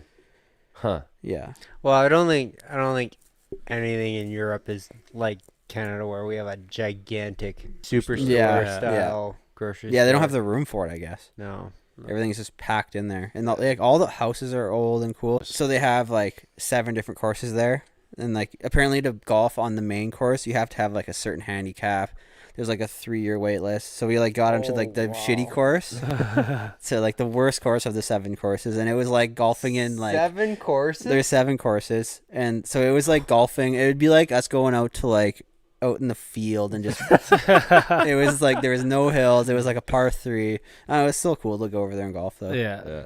Or even just cool to show up to a venue that's Yeah, it was just world cool to class. see. Like this is like one of the most famous golf courses in the world. You guys remember being in Moncton and we did that little par 9 Oh yeah, and we rented clubs and they gave That's us fun. a putter, a pitching wedge, and a 9, Oh yeah. and that's all you needed, which didn't like compromise the game at all. Yeah. But the greens were so shit. They were like so dried out. They were and pulling apart. So you had to like putt over a jump, like a little canyon gap, to Even get to better. the hole. Yeah. It was wild.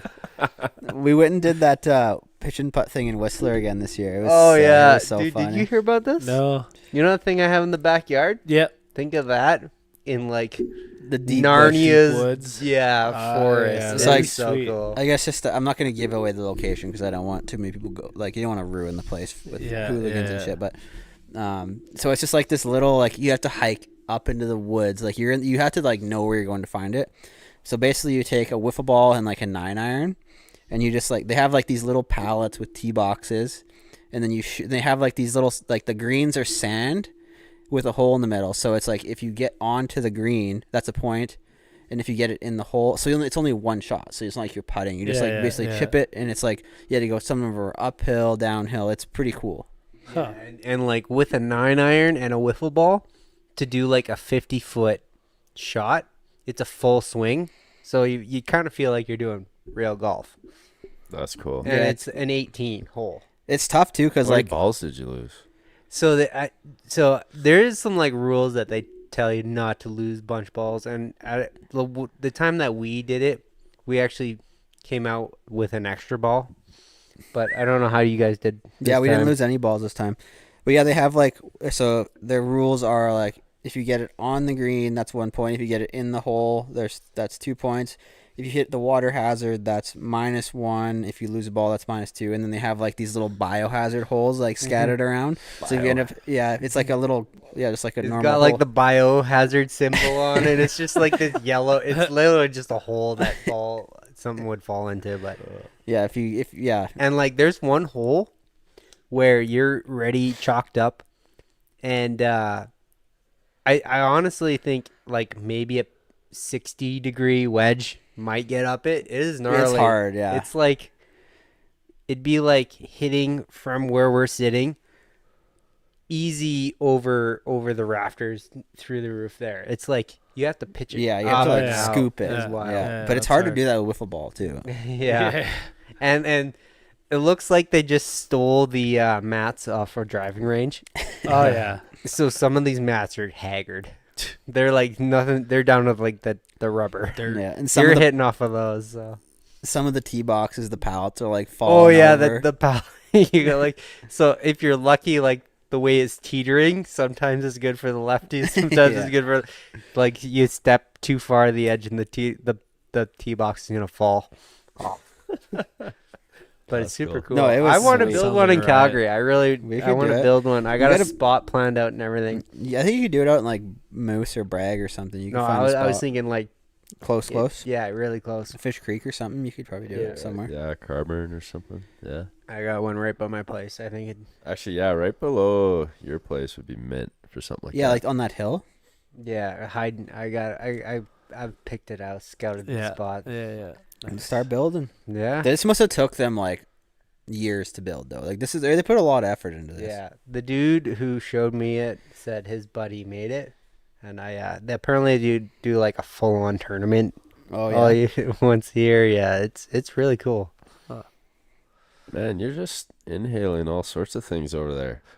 Well, he's got the ZVs. He's got the Zimbabwe's out. I don't inhale these. You Man. got the Zimbabwe's out. The Zimbabwe. You don't inhale Zimbabwe's. Zinachinos or whatever they call them. Zinichinos. I love the names. Like the kids come up with that. It's so funny. Tucker Carlson, you know that guy. Carlson. Zimbabwe's. That's good. Where's that guy going? Peeing, I guess. I guess so. Yeah, he's out. Yeah. He's out. He didn't even sign off. Son of a gun. Who would be like a bucket list podcast guest that you guys would want? Boy, that's a question worth sitting on. Yeah, that's. I'd go Justin Trudeau. Oh, I would love to get him sitting in here. Actually, guy. that would be. I wouldn't mind talking to him. I just I want to see who like anytime to- he's talking, like he doesn't even believe what he's saying. I just want to like actually talk to the guy. And see Or what- just hear him out. yeah, like if you can actually even do that, I don't know. Well, as long as his like script guy gets to come, then No, he can't come. the script guy can't come. No. script guy. What? Yeah. Oh, we're rolling. Oh yeah. Jesus, What are you doing? No. You guys got nothing? Oh, let's see. I'd love to sit down with like. Okay, how about someone that would actually be realistic to get? I just don't know what I would talk to them about. I feel like, I'd love to pick the brain of any athlete who was the guy. The guy. Jordan, Carmichael. that'd be sick. Like.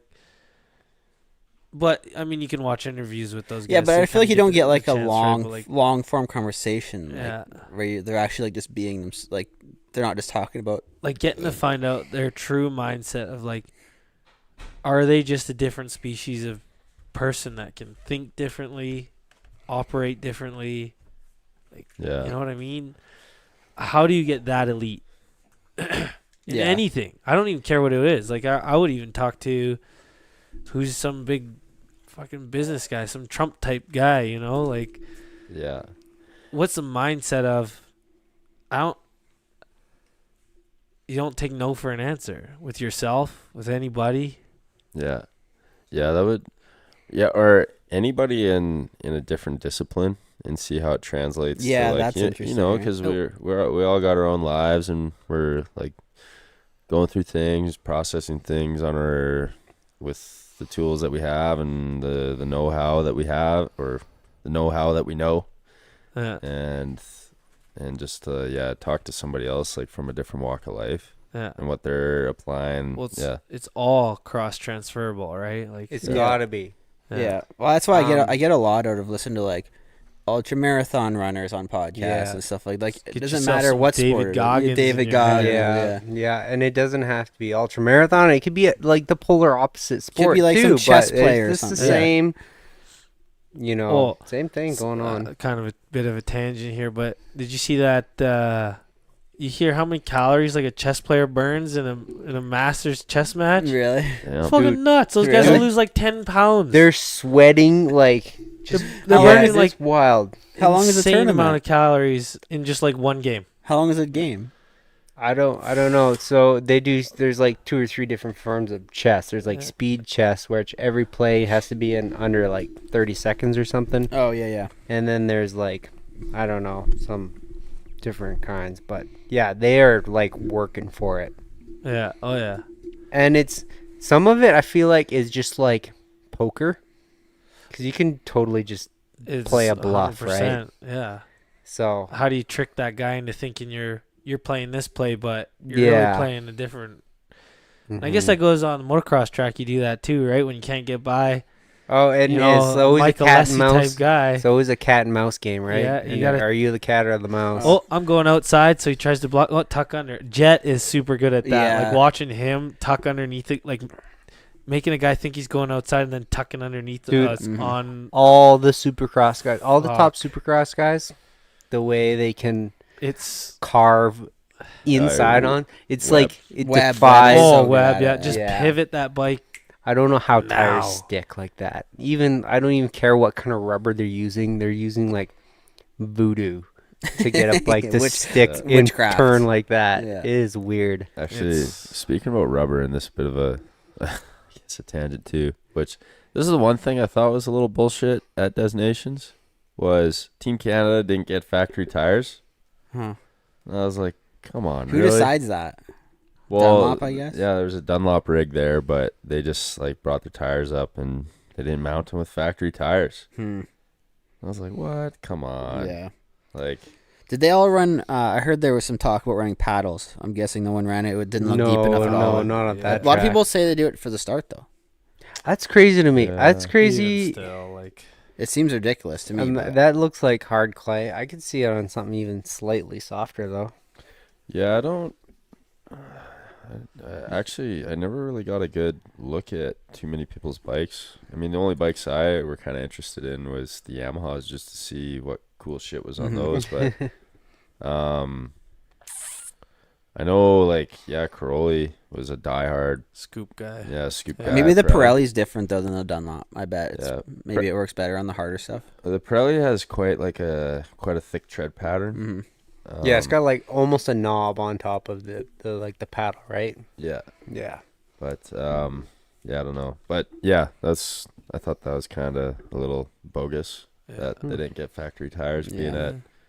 at a race like Yeah. that. So Yeah, Oh. you'd think Dunlop would want their all their guys to do good, right? I don't know. yeah, Not that it probably didn't make a I difference. guess where do but- you draw the line of who gets a factory Yeah, tire? you're gonna and who give doesn't? Yeah. You didn't Estonia. even- Estonia's getting Right? factory tires. Yeah. There's that one dude from Estonia who rips. yeah, isn't there? Yeah. Tanel He's Liak. like No, then there's the other guy. What's the other he's guy? like Rick 6'7" Rick or something? Elzinga. Rick Elzinga. Yeah, I don't know, but yeah, Right? yeah, like there's some like B final riders that are,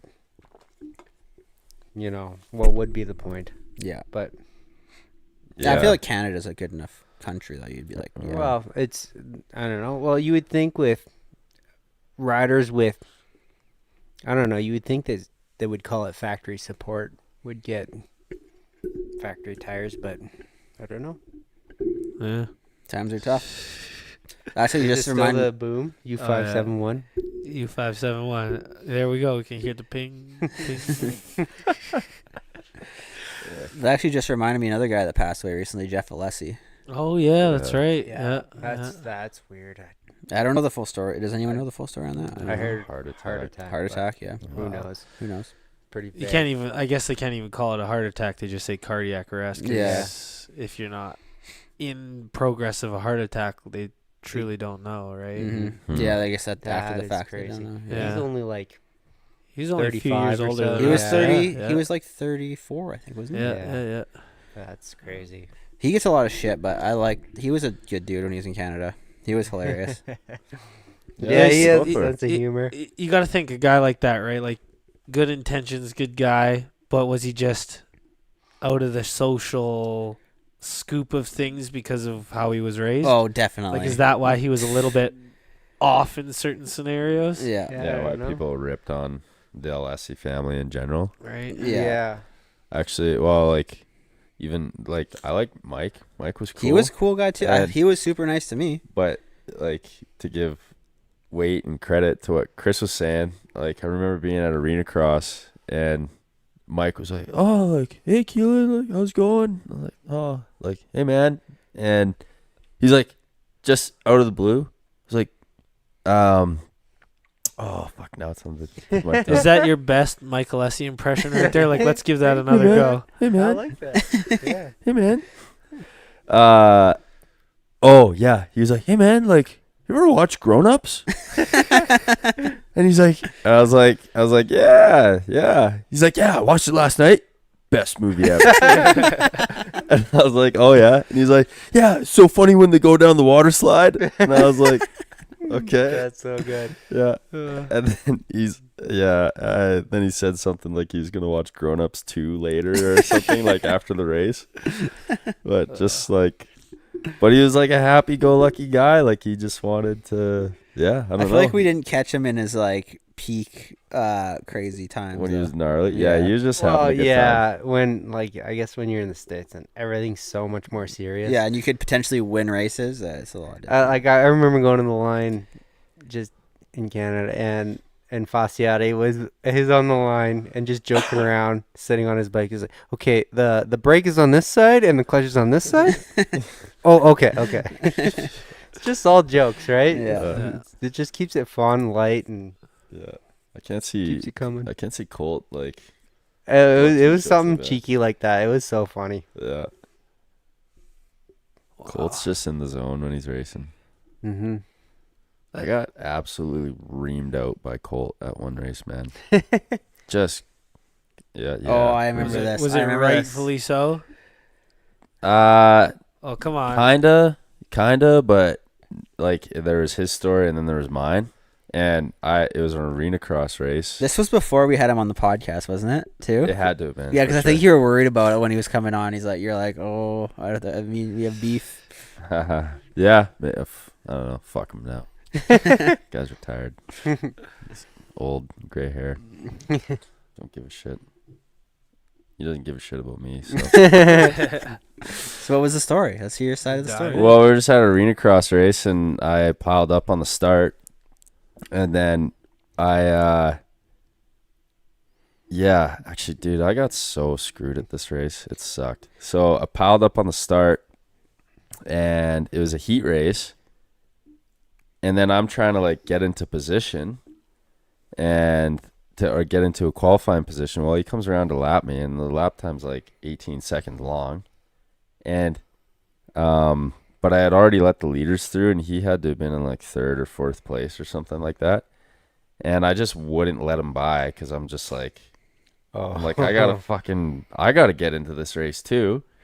And then he just lights me up after the race, like yelling at me, and it seemed like there's like tears in his eyes because he was just like so fired up to like win the race. And I was kind of like sat back, and I was like, and at this time I was like idolizing Colton Fasciati. Yeah, I was like, oh, great Colton, like, and I was like, dude, I'm so sorry, and like I didn't mean to, and I didn't even explain my side, and then I like felt so bad after that I even like messaged him on Instagram. I was like, because he was like so fucking pissed and yelling at me, and like, pretty sure he called me a fucking idiot, and then I felt so bad after that. I messaged him on Instagram, and now I kind of wish that I never sent that message. Did he leave you on red? He might have. Oh. He actually probably did. I should go look at that. I'll see if he did.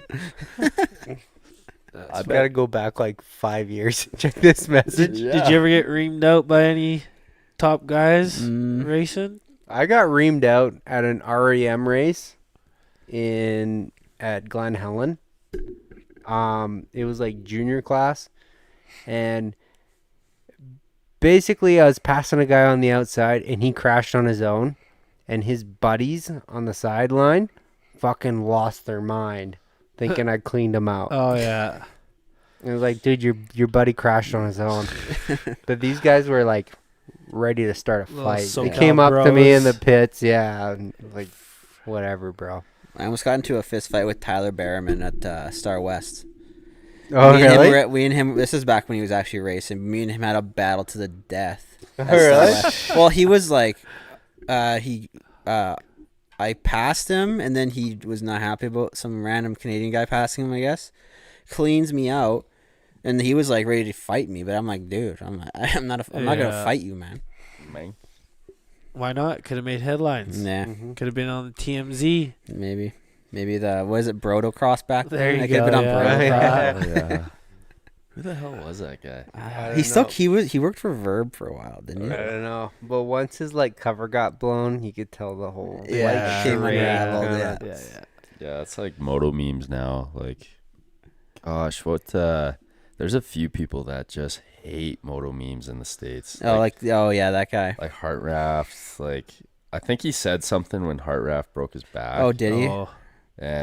Or something like that, or I don't Yeah. know. Just like some things that like were a little karmic, maybe were Mhm. crossing the line, and Yeah. there's some racers But, that like, just Well, that's hate the 'em. problem with That's- anonymous accounts, right? But that's how Yeah. those things roll. Like, it's comedy, right? Like, Yeah, it's just like a comedian on stage. You expect them to hold back. Yeah, when like, they you're not see gonna- something. Yeah. Fuck, call That's it the out. point It's of the hilarious. that's the you point of know? the Like, page so- a little bit. Well, I mean, Yeah. it's different when I Unless- guess someone's It's just paralyzed or whatever. But Yeah. or if it's tasteless or something. But yeah, I don't know. define tasteless though. Like, cause some people for Someone's that. got it's a fine, taste for it, right? That's right, Someone yeah, does. like- Yeah, some do. Yeah, who? Yeah. I don't know. I think life-altering injuries though is definitely. Yeah, crossing that's the probably line, over the line. But I don't know if Moto Memes ever said something about like Heart Raft's injury. But I remember like reading a post and just like Heart Raft's chick. So it was like maybe Cooper's chick too, just lighting him up, boy. being like, "You are a fucking spineless piece of shit." Blah blah blah, and I was like, "Oh damn!" holy He was shit. getting some hate from Pulp too for making fun of JT's hair on the broadcast. Oh, really? Yeah, they were very offensive. Like, dude, it's his hair. Who gives a shit? JT's hair is a little. It's a little out there. You know. And Pulp's getting mad about it. Yeah, they had a race tech rant about it. Oh really? Yeah. Oh yeah. That's I'm funny. like, come on, man. Who I did cares? find the message from Colt, and I was left on red. Oh shit! What year was this? Resend it. Resend it. It was 2018, Oh yeah. April 20th. Jesus Christ. Yeah. Oh shit! No, never mind. No, I didn't. He said, "All good, dude." No. You jumped to conclusions. No, he Way left to- me. He left me on red when I sent a follow-up message to reaffirm how sorry I was.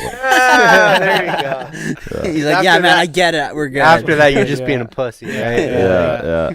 I was just a punk ass bitch. He's like, man, I'm busy. I'm good. I don't need this shit. Yeah, man. I got my 6 titles to dust off. What do you guys think McNabb will do? He's riding for Phoenix Honda next year, right? Down, Soupy. Dan Soupy. Well, Dude, thought I this- think if any Canadian kid can stay consistent and not crash himself out, they're doing good. Mm-hmm.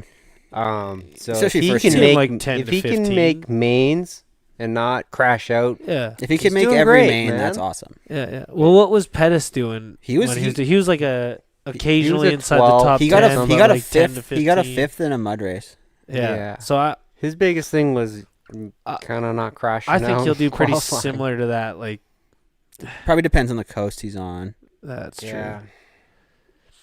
Yeah, it's crazy. Like, There's always such a big hype for the like West Coast, and it seems to go like haywire for everyone. Yeah, it's weird. You've seen it with Pettis, like how many years? That and lighting it up in a heat race, like and then, PC's team seems to lose all their riders before the A1 even starts. Do you think part of it's because more of the tracks are outdoor stadiums where they're exposed to the elements more, so these guys are kind of caught off guard, whether it could be cold, rainy, that Anaheim moisture with the hard pack. Yeah, I don't know, man. Versus you go to Texas and you're in these stadiums. I gotta say, like, if like the chance to ride A1, if like I could do, if I hit the lottery today, I would train my ass off to ride A1. That's like a dream that I would not give up on. What if we sponsored you? How much money would you need? Oh fuck! I need like over $100,000 just to like put my body back together. Yeah, you need that. I got to be able to put your foot in a boot. The other day, Jackie and I were riding to her parents' place for Thanksgiving dinner, and we pulled by these jumps in Fish Creek Park. And some kids have been making some pretty sweet dirt jumps down there. And I'm on my little pink bike with the basket. And I see these jumps like, Jackie, I got to hit these jumps. And she dropped my bike in the garage and dented the seat post so the seat doesn't go down anymore. And somehow I got in trouble for it. But so we show up there and I realize I can't put my seat down, but I'm like, fuck it, I'm going for these jumps anyways. And I come down, I rail this corner and I go for this jump. I'm like nose high. I land and like, cause the seat's so high, like XC high post roadie, I land, my ass hits the seat and I bounce and it just hucked me over the bars. Like I have a big bruise on my hip still. I landed hard enough on the seat, the saddle rails bent down. Oh my god. And I'm still recovering from that one. Is the basket still on the bike? Basket's mint. Oh, perfect. Basket's mint. Still fits a 12-pack. Oh, wow. But, yeah. Incredible. What, like, okay, it's no secret. Like, this stuff happens to you quite a bit. Like, do you ever, like, beforehand, you just know that something might happen? Oh, yeah. When I was riding that pink bike, I was like, oh, yeah, I could eat it. I was, like, pretty confident, though. Coming, like, around the corner, I was like, yeah, these are, like, I don't know, 5-6 foot jumps. Like, on a bike, I hit way bigger jumps all the time. I got this. But the seat post way up in the air is like a deal breaker. I did not think it was going to be that big a deal. You know what? It is a big deal. That's the only time I've ever been hurt on a bicycle was hitting a jump with the goddamn seat post up. Yeah. It's like my knees all messed up. I ate it big time. Oh, and then like almost a month ago now, I went riding with Sam and Taryn Gerber. Yeah. And we were going down John Gee. Have you ridden John Gee? I don't know. So, I don't think so. We did all the gnarly technical stuff and all the jumps. And then we're on this fast bit. And like I go to like pop over a root. And because I'm on my flats, I don't know if the root just tapped the tire. And the bike went away from me. I lost both feet off the pegs. And I'm going like mock chicken, dragging my feet behind the bike, aim straight at a tree. And I just like barely missed the tree. And like I like caught up in my bike and I like talk on myself. But holy fuck. It was a close call. Nice. That was a sketchy one. How do you compare to Sam and Taryn on a mountain bike? Honestly, I think we're all like really close to the same level. Yeah. I feel like if I have like a month of just like riding 3 days a week, I feel like I level up pretty quick. Yeah, I think so too. But like when we all go out, I don't know if we all just try our hardest, but we all seem really, really close, and it's always a lot of fun. Taryn rips, though. Yeah, he's good. Yeah. Yeah. I only went mountain biking with him once, but he was pretty ballsy. Yeah. Yeah. When it comes to, like, hitting something for the first time, I think I got most people beat. Yeah, you'll just send it. But I don't know if that's a good thing. Yeah. Then you end up on your pink bike over the bar. Yeah. Jackie, I gotta hit this. Yeah. And so you got in trouble for the seat post being too high? Yeah. Well, so it was no, it was I got in trouble because I put my bike on the rack you work on the bike, like the Little like the stand, Yeah. the bike stand. And I didn't like cinch it down. So when she went in the garage, she bumped it. It fell off. It put a dent in the actual frame, so you can't slide the seat post down. Oh, And somehow I got in trouble for it. shit. Yeah, that's bullshit. fucking bullshit, fucking women. Jesus Christ. Yeah. But yeah. Huh. I mean, Just like King of the Hill, everybody's just going, women. Women. women. Yeah. Propane. Propane. Propane and women. Propane accessories. Yeah. Oh,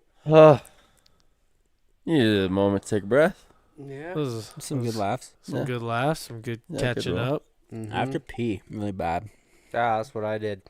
It was well worth it. Well worth it. I'm on my backup beer now, so What have you been up to, Chris? What's been going on? Not much for me. Just, work, raise the little guy. Work, raise the little guy. Try to. The grind never stops. Not right now.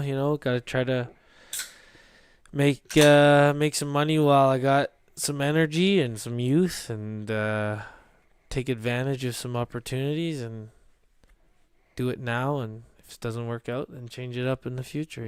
Don't wait. I don't want to wait 10 more years to figure yeah. figure out something's not going to work. Totally. So it's I either got to buckle down now or Totally. Well, Makes sense. it's that same dynamic with moto. Like, how hard do you push yeah. before either something's not working or, like, it's the same thing, man. It's and it's a like balance. it's a not huge balance. easy, right? Like you're talking about those not easy days at the track Mhm. where you're like, oh, I should just pack it up and go home. Well, shit, there's How many not easy days do you have at work, and do they pay off? Right. Usually they do, but like you got to draw Well, a line somewhere. the payoff is not instantaneous. I No. can tell you that No. there's no payoff today You or s- tomorrow. you see it years from now. It's gonna. That's the only thing that keeps it going, right? Is like, Mhm. I disagree. oh, let's You hear could- it. Yeah, give her. Yeah, I need to learn something. Actually, if you got something to say, No, this. No. Yeah, But- see, but I was you- thinking about the finish line. I was gonna say masturbating's quite an, yeah, sure. Yeah. but you gotta work for that too, I suppose. So A little bit. It just seems. Did you ever find like when you're just grinding week after week after week, you just get caught up in like the momentum of everything, and you're just like, you start to question like what you're doing with yourself. Oh yeah, definitely. I think I do question it probably more frequently than I should. You know what I mean? Yeah, Just getting caught up in it like that and asking myself, yeah, is it worth it?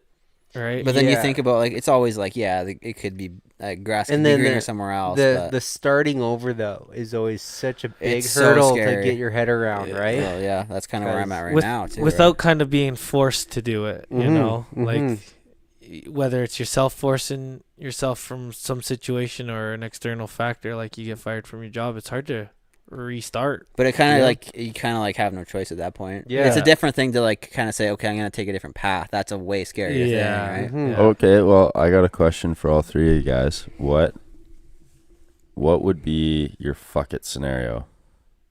So where you're just like, and it's only about you, like disregard your women, Mm-hmm. disregard your parents, even your children for now.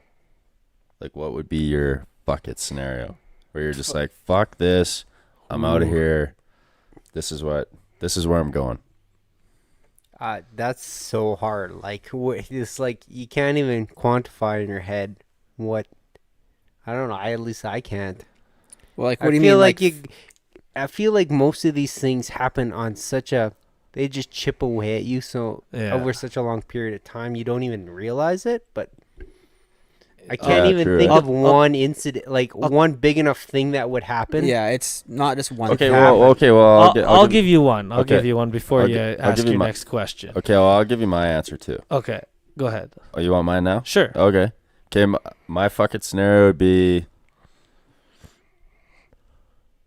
fuck it, I'm going south and I'm moving to a beach town and just eating cheap tacos and gonna be nude on a beach surfing.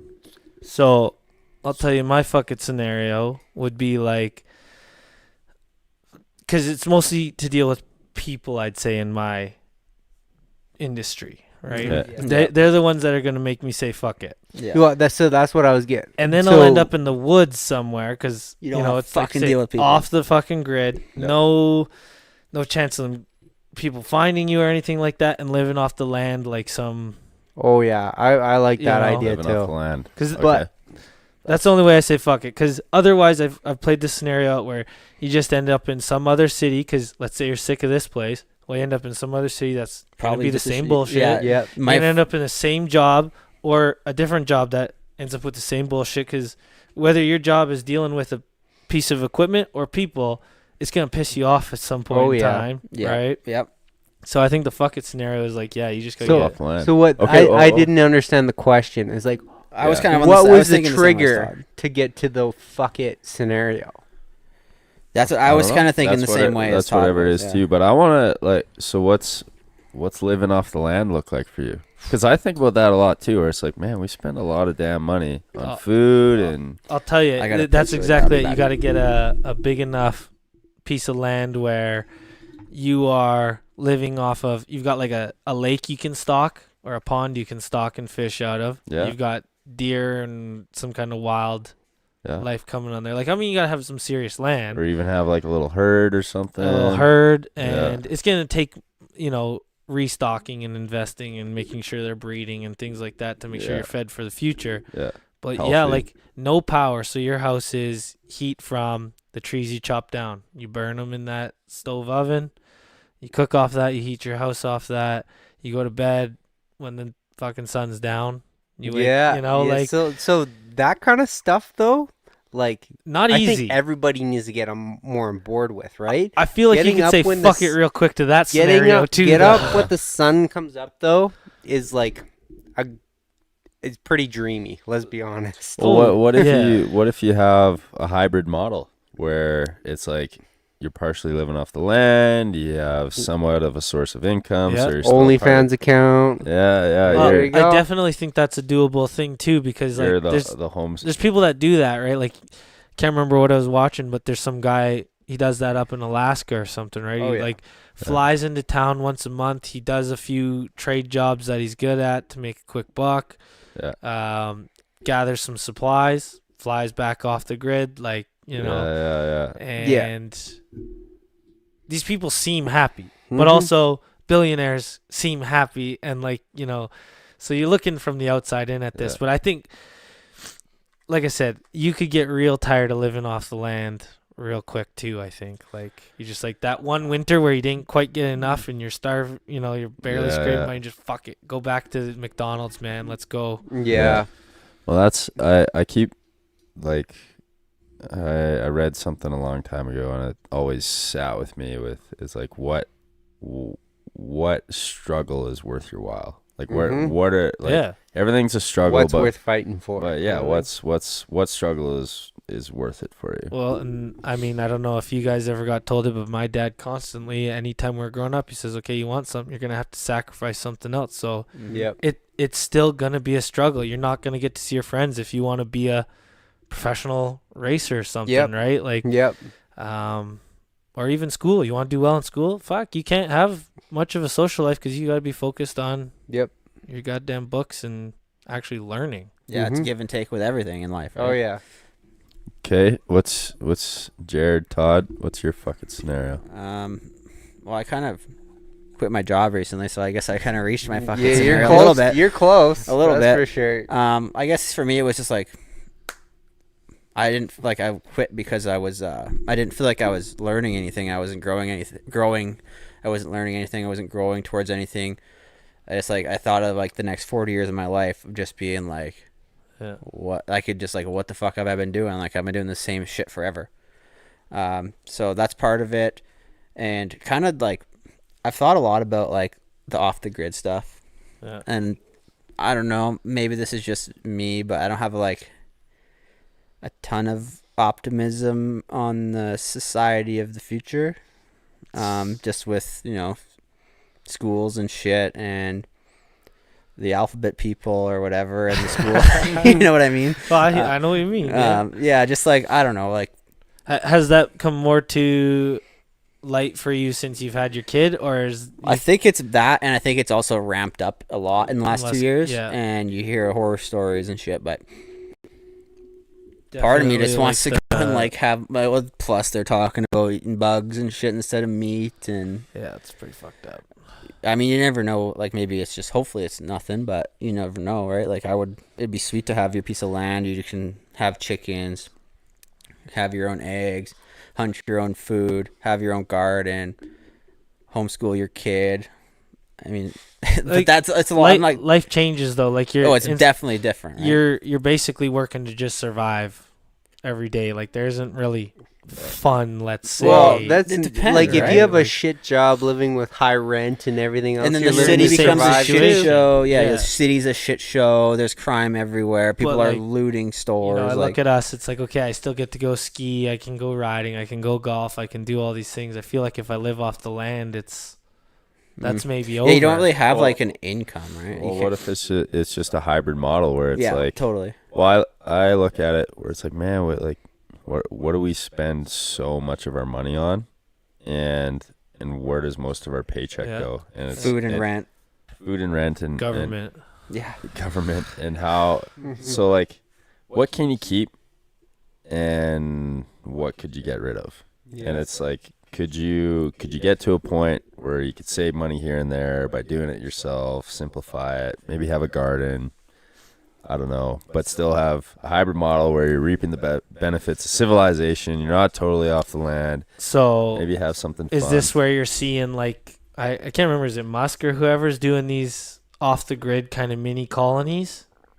I haven't heard anything about this. No, it's like so those are like philanthropy models that they're like ideas they're just kind of expressing out loud. So I think they're just seeing if like you can do an off the grid, because that would be society like on a modern scale. That would be the most hybrid thing I think you could almost get to. Wait, so what? But then what it exactly turns into like? So it's like going back to like, okay, we've got this, we'll set up this village here, and everybody's kind of got their thing that there's no money exchange or anything like that, but everybody's there for the common good. It's all trade. And exactly. Like, and that sounds like a commune. Yeah, there's no money, there's nothing like that. It's a Hutterite colony. Yeah, that sounds like a Hutterite colony. Right? Yeah, exactly. That's where we're going. I have this brilliant idea. Never been thought of before. That's all it is it's taking people back, And we're not going to shave. It's new age. Yeah, we'll pay people to come and pregnant our wives so it's not inbred or whatever. Yeah, that's what they do, right? They got some. There's some interesting stuff that comes out of there. Great bacon though. Great bacon. Oh, the Hutterite bacon is the best. It's so good. Yeah, so good. Yeah. It's not cheap though, that shit. That's how they get their money. Oh yeah. $17 for a little thing of bacon. Oh, and they hustle you too. Like we do work for them, and they want to lowball you all the time. My parents got lots of like our furniture and stuff built by the Hutterites when I was a kid. Oh yeah. I just got I picked it out of the alley, a Scandinavian chair. I just looked it up on Google. It's worth like $600. I'm pretty stoked. Nice. Wow. Yeah, found her in the alley. Who else would find a $600 chair in the alley? I don't know if it's $600. yeah. Maybe brand new. They say it's $600 online. I'm sure you can't get even close to that. But Yeah. I'm pretty stoked on it. Nice. Okay, Jared, is that final answer for your screw it scenario? Did I give you all my answer? I think I did. I think so, yeah. Living off the land, homeschool your kid. I don't know. I like building shit. Well, living off the land, you're building a lot of shit. everything. You can build Yeah. everything you need, right? Yeah. Have a little I welding love that shop. idea. I don't know if you're gonna be welding running off of. No, you need to have power. Logs and- You need Yeah, power. You'd have to start bringing in, your You need power. You can't live without power. what do they call that?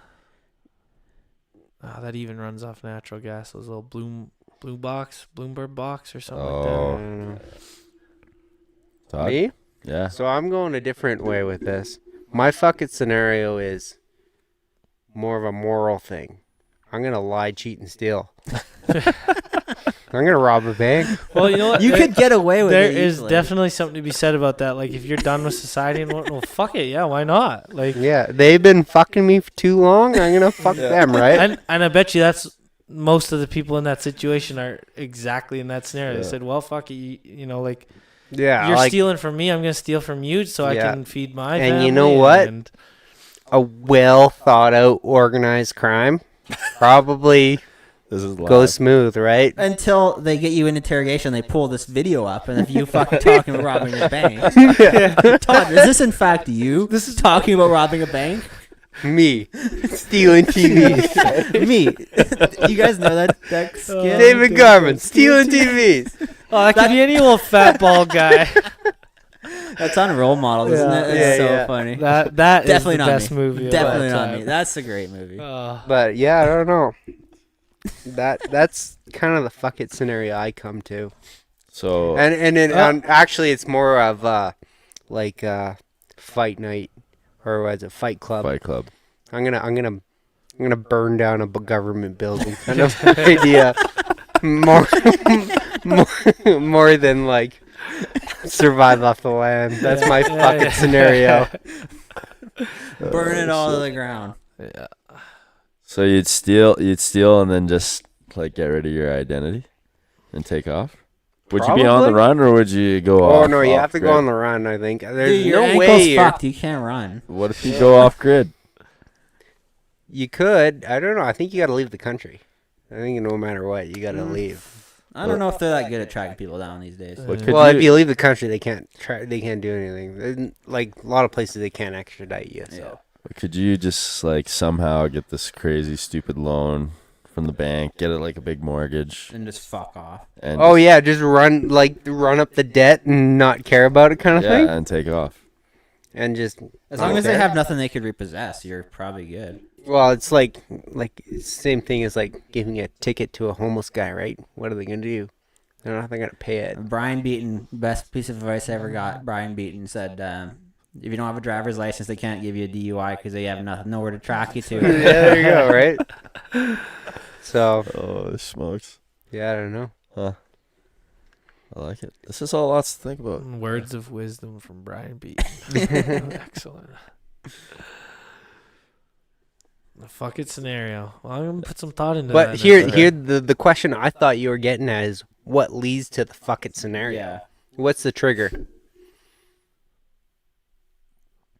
Well, it's Even trickier one because like I was saying, it just chips away at you till you don't even know better. Like one thing.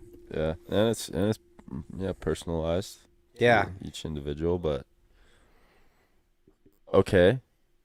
Second question, a little more realistic. Let's involve our families back into this. Your little ones, your women. What would be your fuck it scenario now, with where you're at in life now, and if it hits you, you're just like, fuck it. What's on your mind? And where would you be other than now? If you're just like, you know what, screw it, I'm switching it up. I'm asking this question because I was kind of presented this question today. See, I don't think it changes much for me. 'Kay. I think I would take my whole family off the grid. It would just take more to get to that point, Yeah. right? But and like, okay, So you're going like with like an extreme route, like this would be extreme. Like Okay. society's fucked. You know, we're halfway there, but let's get fully fucked all the Okay. way there. Okay. Can't go to Klaus work because Schwab is people Prime are Minister. goddamn mental every day with whatever it is, their expectations of whatever they've got in their life. Yeah. And then, like in our industry, we've got all kinds of caps and controls and insurance companies trying to bully you out of making $1. So, okay, you add all three up, society's fucked, your industry's fucked, and people are impossible to work with. Well, let's get away from it all. And I think you could raise your kid off the land, but he might turn out slightly Michael Essie-ish. So, Grown Ups movie was great, I tell you. okay. Grown Ups 2, though.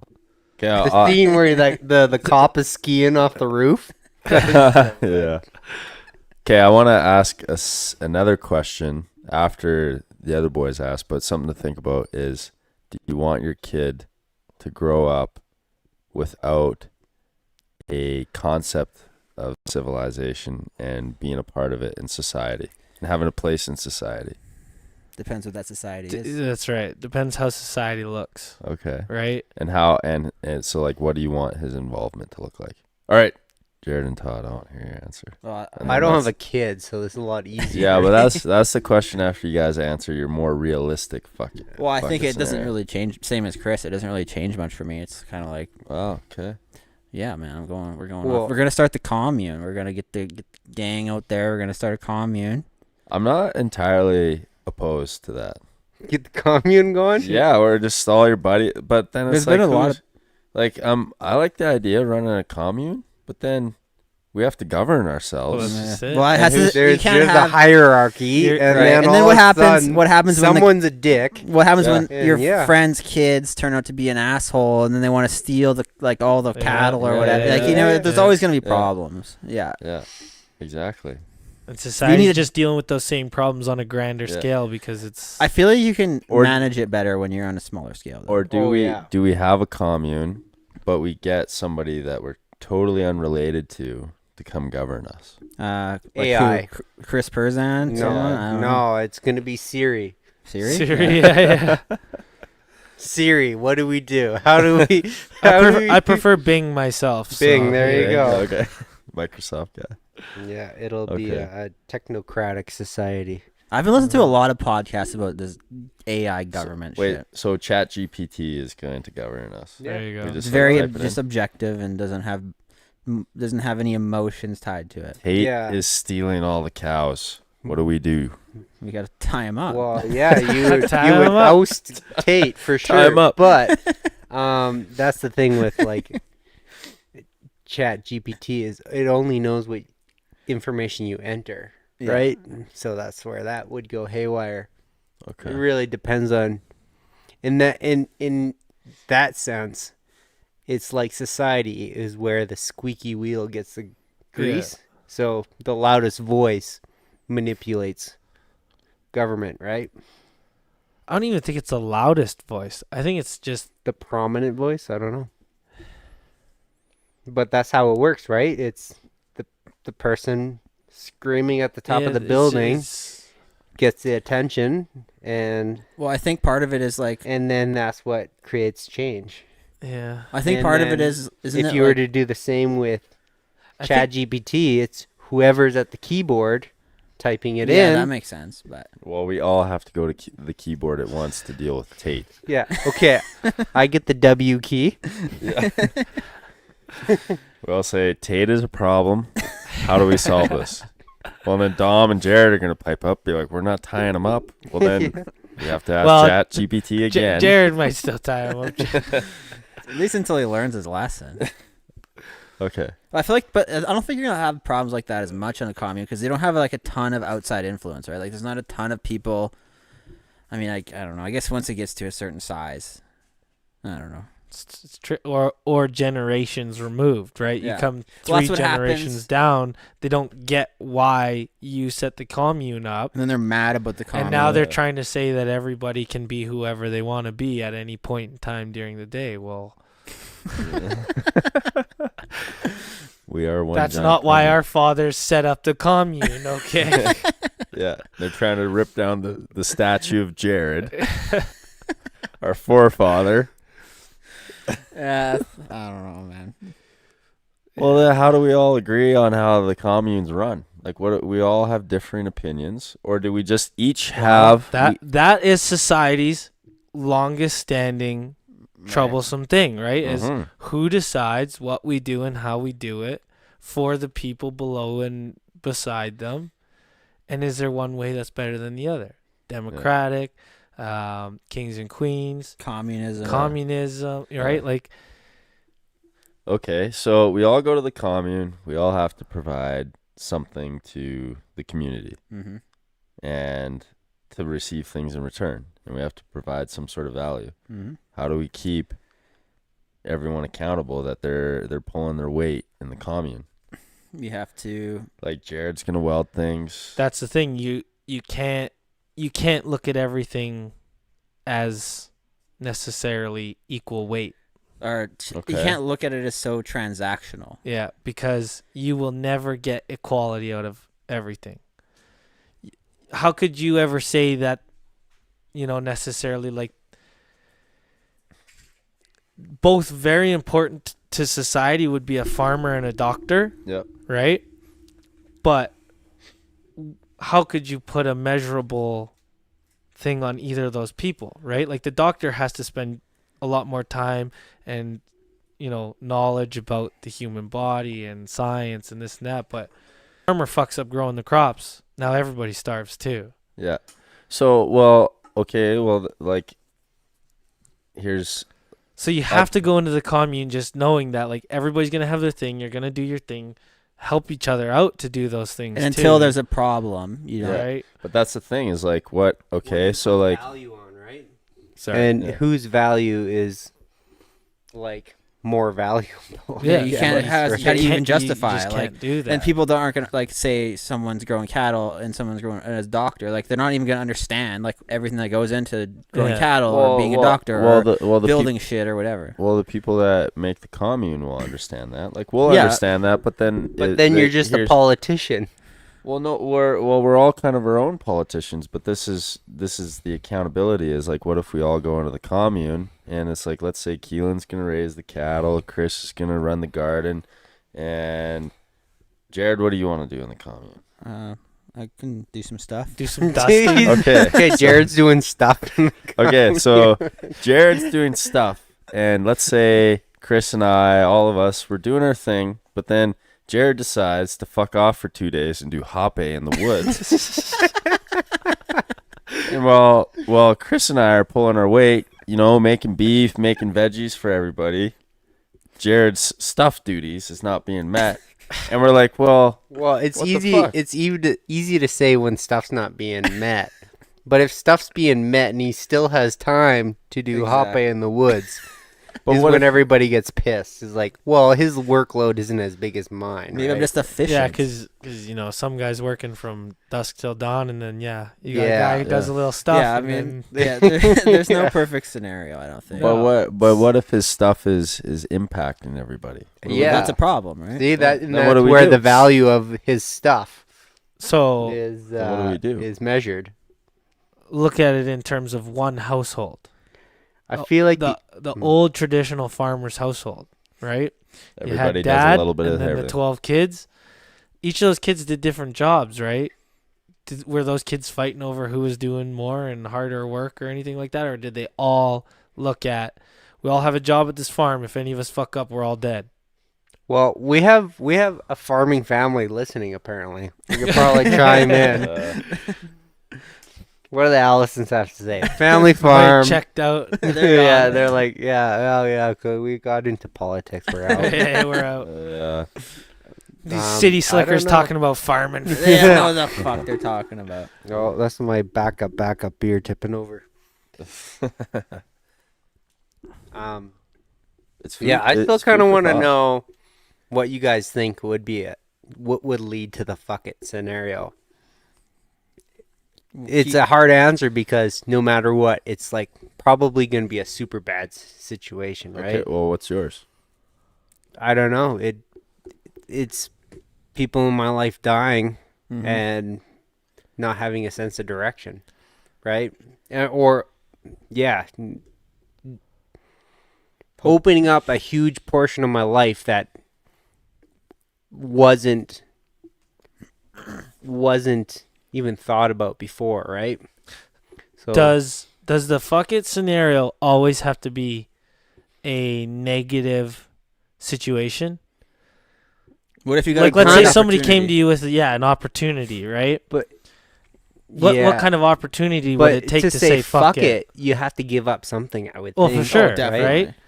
What would you give up for that But scenario? like, let's say somebody came up to you today and said, "Okay, you can be Todd, you could race A1 if right? Yeah.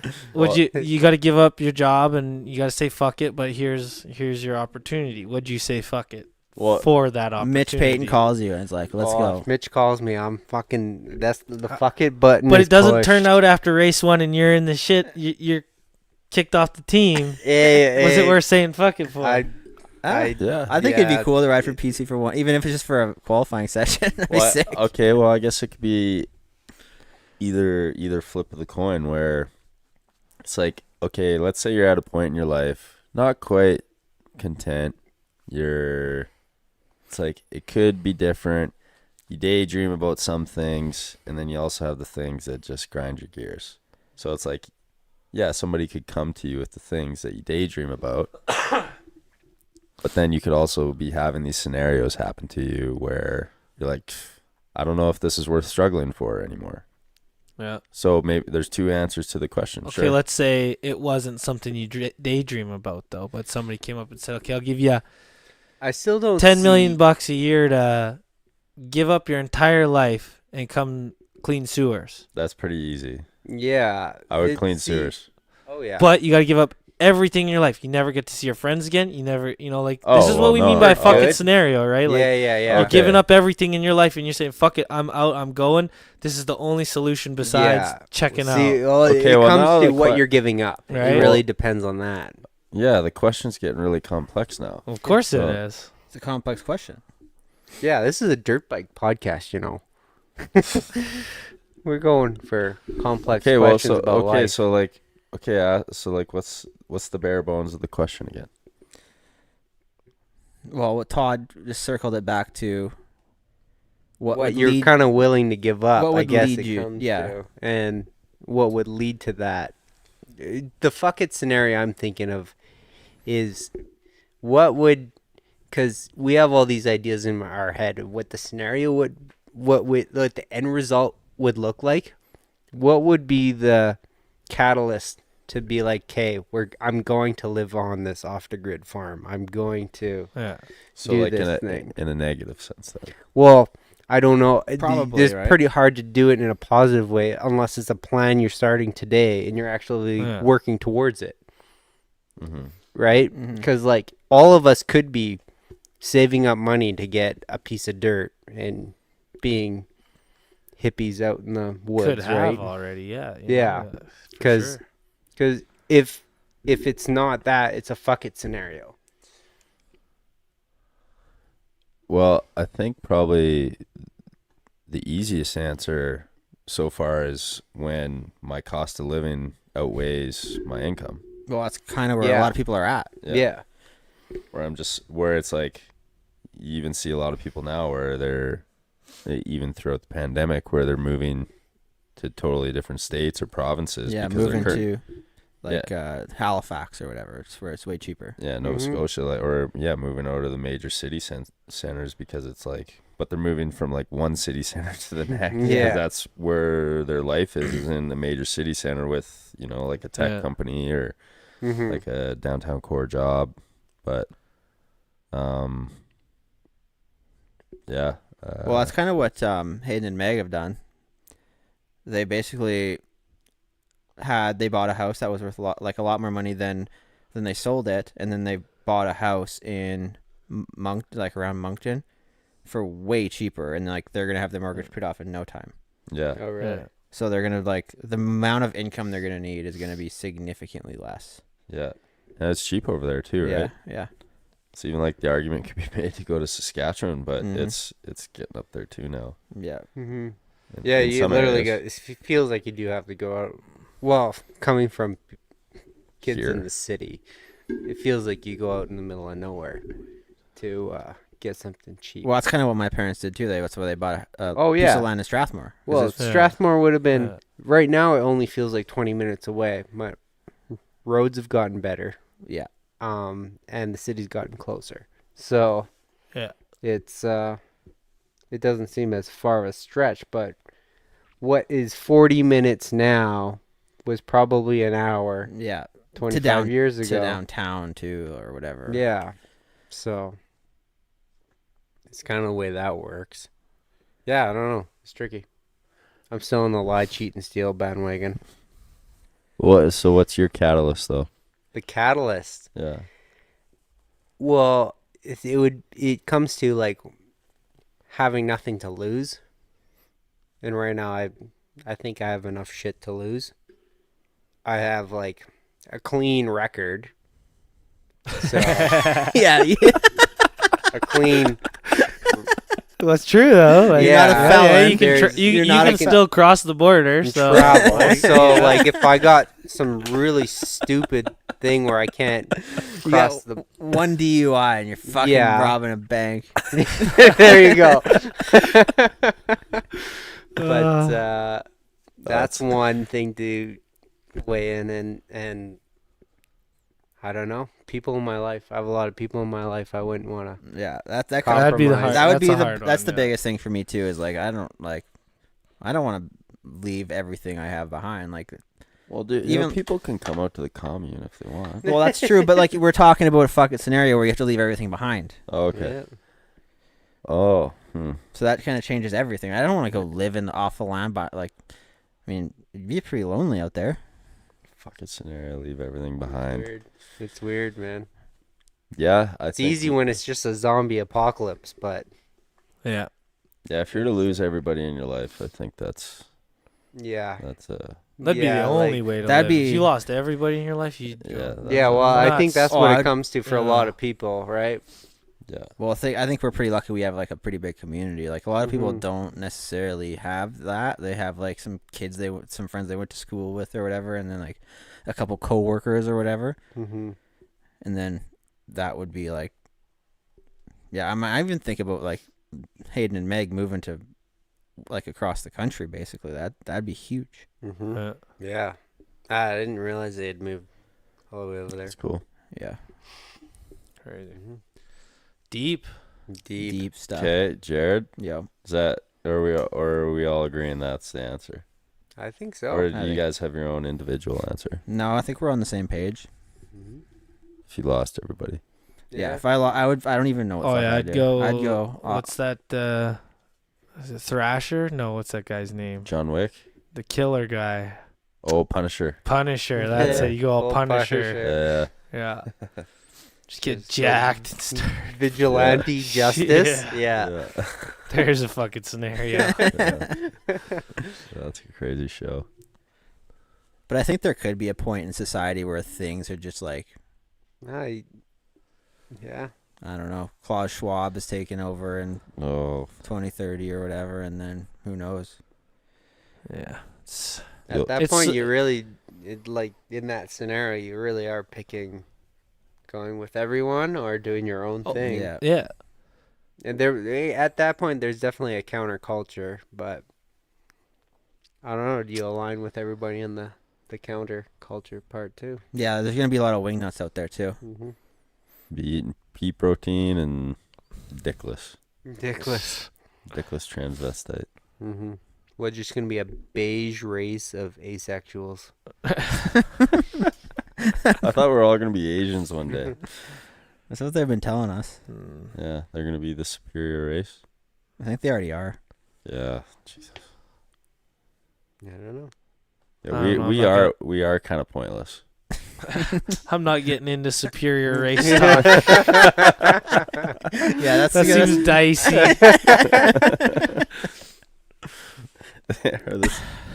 As long as we put ourselves down. Yeah, we put ourselves last. We're good. Yeah. As long as we're at the bottom You gotta of the be totem punching pole. up. That's the way. Yeah. That's the way it works. Yeah, we are. Well, I think we are at the bottom of the totem pole. In some No aspects, comment? I'll In leave some that one aspects, yeah. untouched.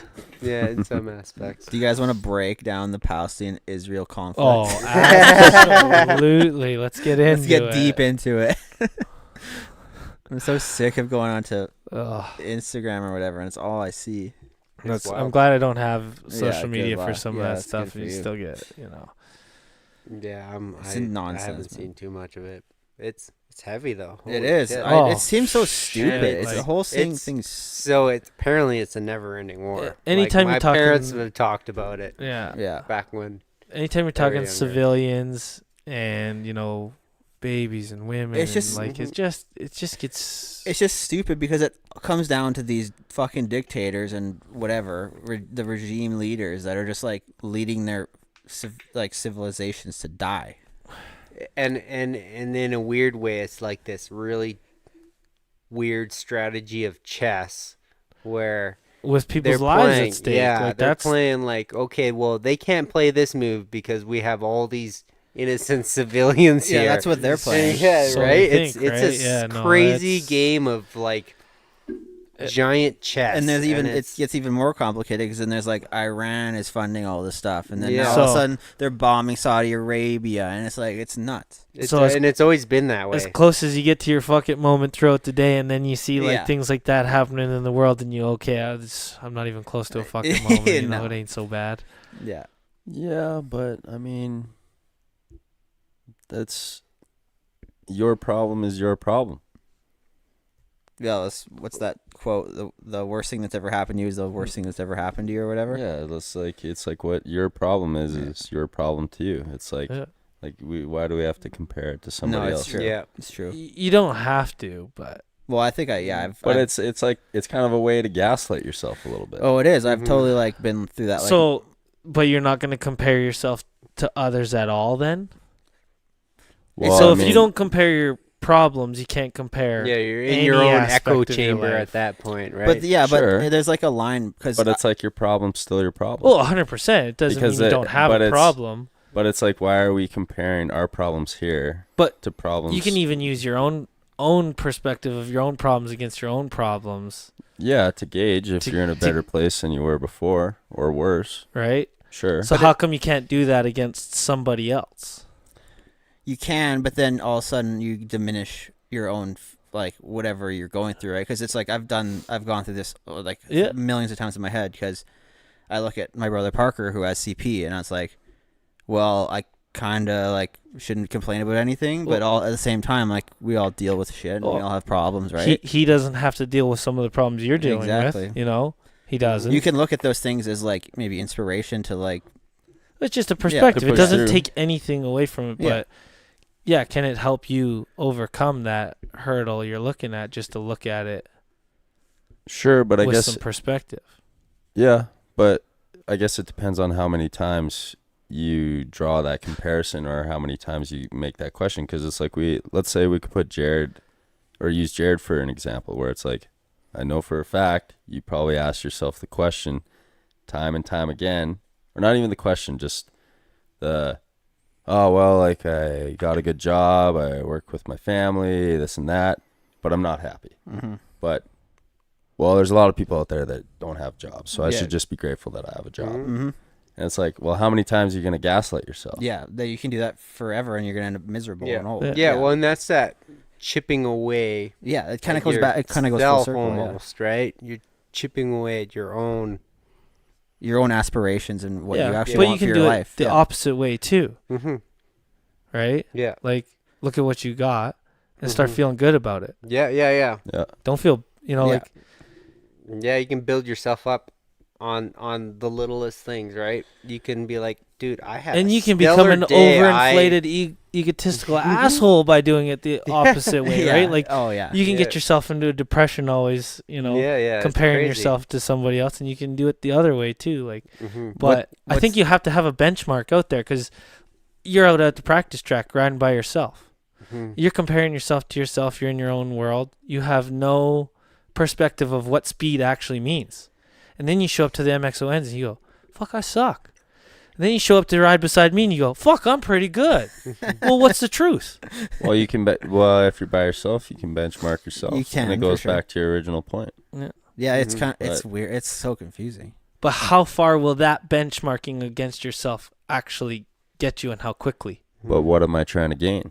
And where am I Trying to be go? the best. Right. Are you going to get better riding with people that maybe some people are But very am different, I trying to get better Yeah. in my backyard, or am I trying to get better at MXON? Depends. Yeah. Depends. Yeah, what your end game is, right? If you want to be the Yeah. best racer in Canada, you kind of have to benchmark Well, then yourself. then I got to start riding with other people in Canada. Exactly. But if I want to get better in my backyard, then Maybe I you're just go- maybe you're perfectly happy You just getting gotta better limit in who your comes backyard. into the every day. backyard. Well, if you're getting What's that? better in the You- backyard, If you want to be the best in the backyard, you just have to limit who comes to the Yeah, backyard. no, Well, that's just nobody's it. coming You're in the only backyard. person in the backyard. You are the best. Yeah, There But go. you have no perspective on what is the best. but it's my backyard. But also because you're the I'm the only one best. there, you're also the worst. So you're simultaneously the best and the worst because you have no perspective on anybody else in the world. Well, I'm just gonna keep. I'm gonna keep believing the fact that I'm just the best. It's the story. It's the story, and this feeds into your point. Until that ego or it inside of you is going, well, maybe I'm the worst. Maybe I'm not the best. Well, this feeds into your point as well, where a lot of it all depends on which story you tell yourself and which story you're choosing to tell yourself. Because in reality, we can tell ourselves a really great story Oh yeah. and a really shitty story, and they both could be true. I only do this because I go through this at work all the time with the business, right? A day to day, you get lost month to month, and you think, "Fuck, this place is a shit show. I don't know how to run it, etc. We're not this, we're not that, And then all it takes was I had to step into a room with some different people and listen to them talk and go, "Oh fuck, what a bunch of morons!" yeah, I'm pretty fucking damn good at my awesome, job. Yeah. Or then you walk into some big fancy factory and you go, holy shit, this place is like immaculate. There's not a speck of dust anywhere. These guys couldn't step wrong. They couldn't do wrong. Well, I guess we aren't that good. We have improvement to make, Without having a perspective of another shop, I don't think I could grow inside my own building as productively without knowing I'm worse than somebody else, but also having the satisfaction of I'm better than somebody else, so keep driving forward. Mhm. Yeah. You know what I mean? So that's the arena you're creating for yourself. Yeah. Well, yeah. But again, what's the end game, True. right? Isn't there? There's one quote that's like, "Comparison is the thief of joy," or something like that. And so that was the one thing I kind of wanted to circle back to is what if you keep asking yourself the same question? It's like, how many times are you going to gaslight yourself if you keep asking the same question? But what's the answer to that question? Does it ever change? Or do you answer yourself with the same answer every time? But why do you keep asking the question? What if it's a productive question? Let's say you're trying to lose weight. Have I lost weight today, this week, this month, this year? And what if the answer is continuously no? Then you're doing something wrong. Maybe your weight is exactly where you need to be. Maybe. Maybe. Apparently, Right? Maybe you got to start looking at the question differently. Apparently, it's healthy to be extremely obese. I've read.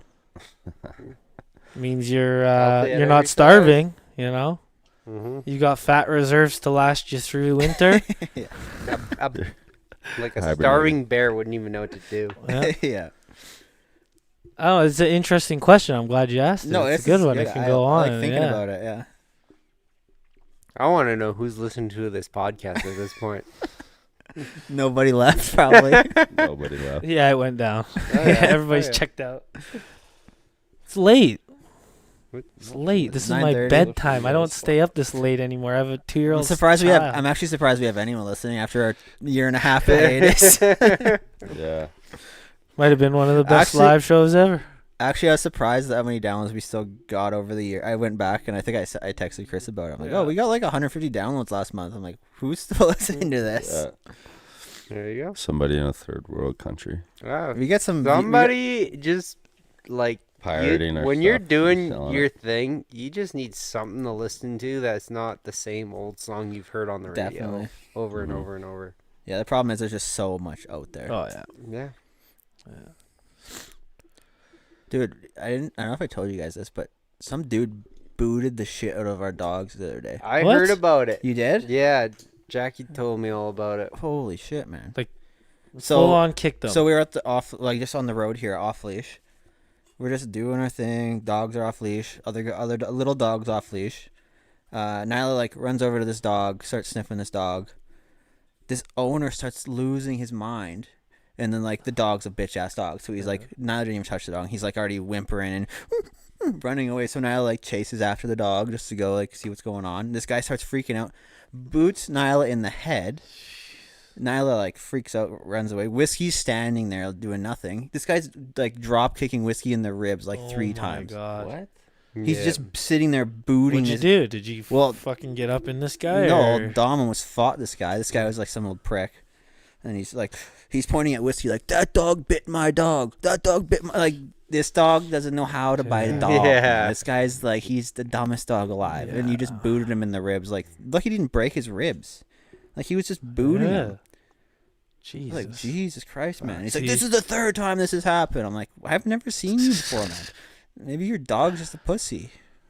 Yeah, maybe you're just doing this wrong and you shouldn't bring your dog out. I don't know. Like, I don't know. Dog parks are the best for everybody. No, They're definitely, definitely not. not. Well, Nyla's been attacked many times at Yeah, the dog no, park. our dog Yeah. too. Like every time we go to the dog park, there's always a dog fight or something. There's Like, like dogs have a hierarchy. Well, and this is what the dogs are gonna dominant do, dog, yeah. and there's the less like it's gonna happen. They're And run that off of happens to- instinct. there's happens with us, but we have some We have rules a in little place. bit more rules written down, and they're just operating off instinctual rules, Yeah. right? Like Yeah, I don't know. It's And then this- dogs are supposed to run in packs, Yeah. and when you just let them loose in a park, Yeah. of course, Well, it's like a battle arena. and Let's be honest. we're talking about a bunch of potentially pent up animals too. Like there's a lot of people who don't take their pets out for Yeah. enough walks Oh, and yeah. exercise and training. They've just been and sitting things, inside right? So for weeks. then yeah. they get in. It's like a kid in a classroom, right? Like Oh, how many yeah. classrooms have you been in? There's some total jackass, and you're like, who the fuck raised you? Yeah. What? Like Yeah,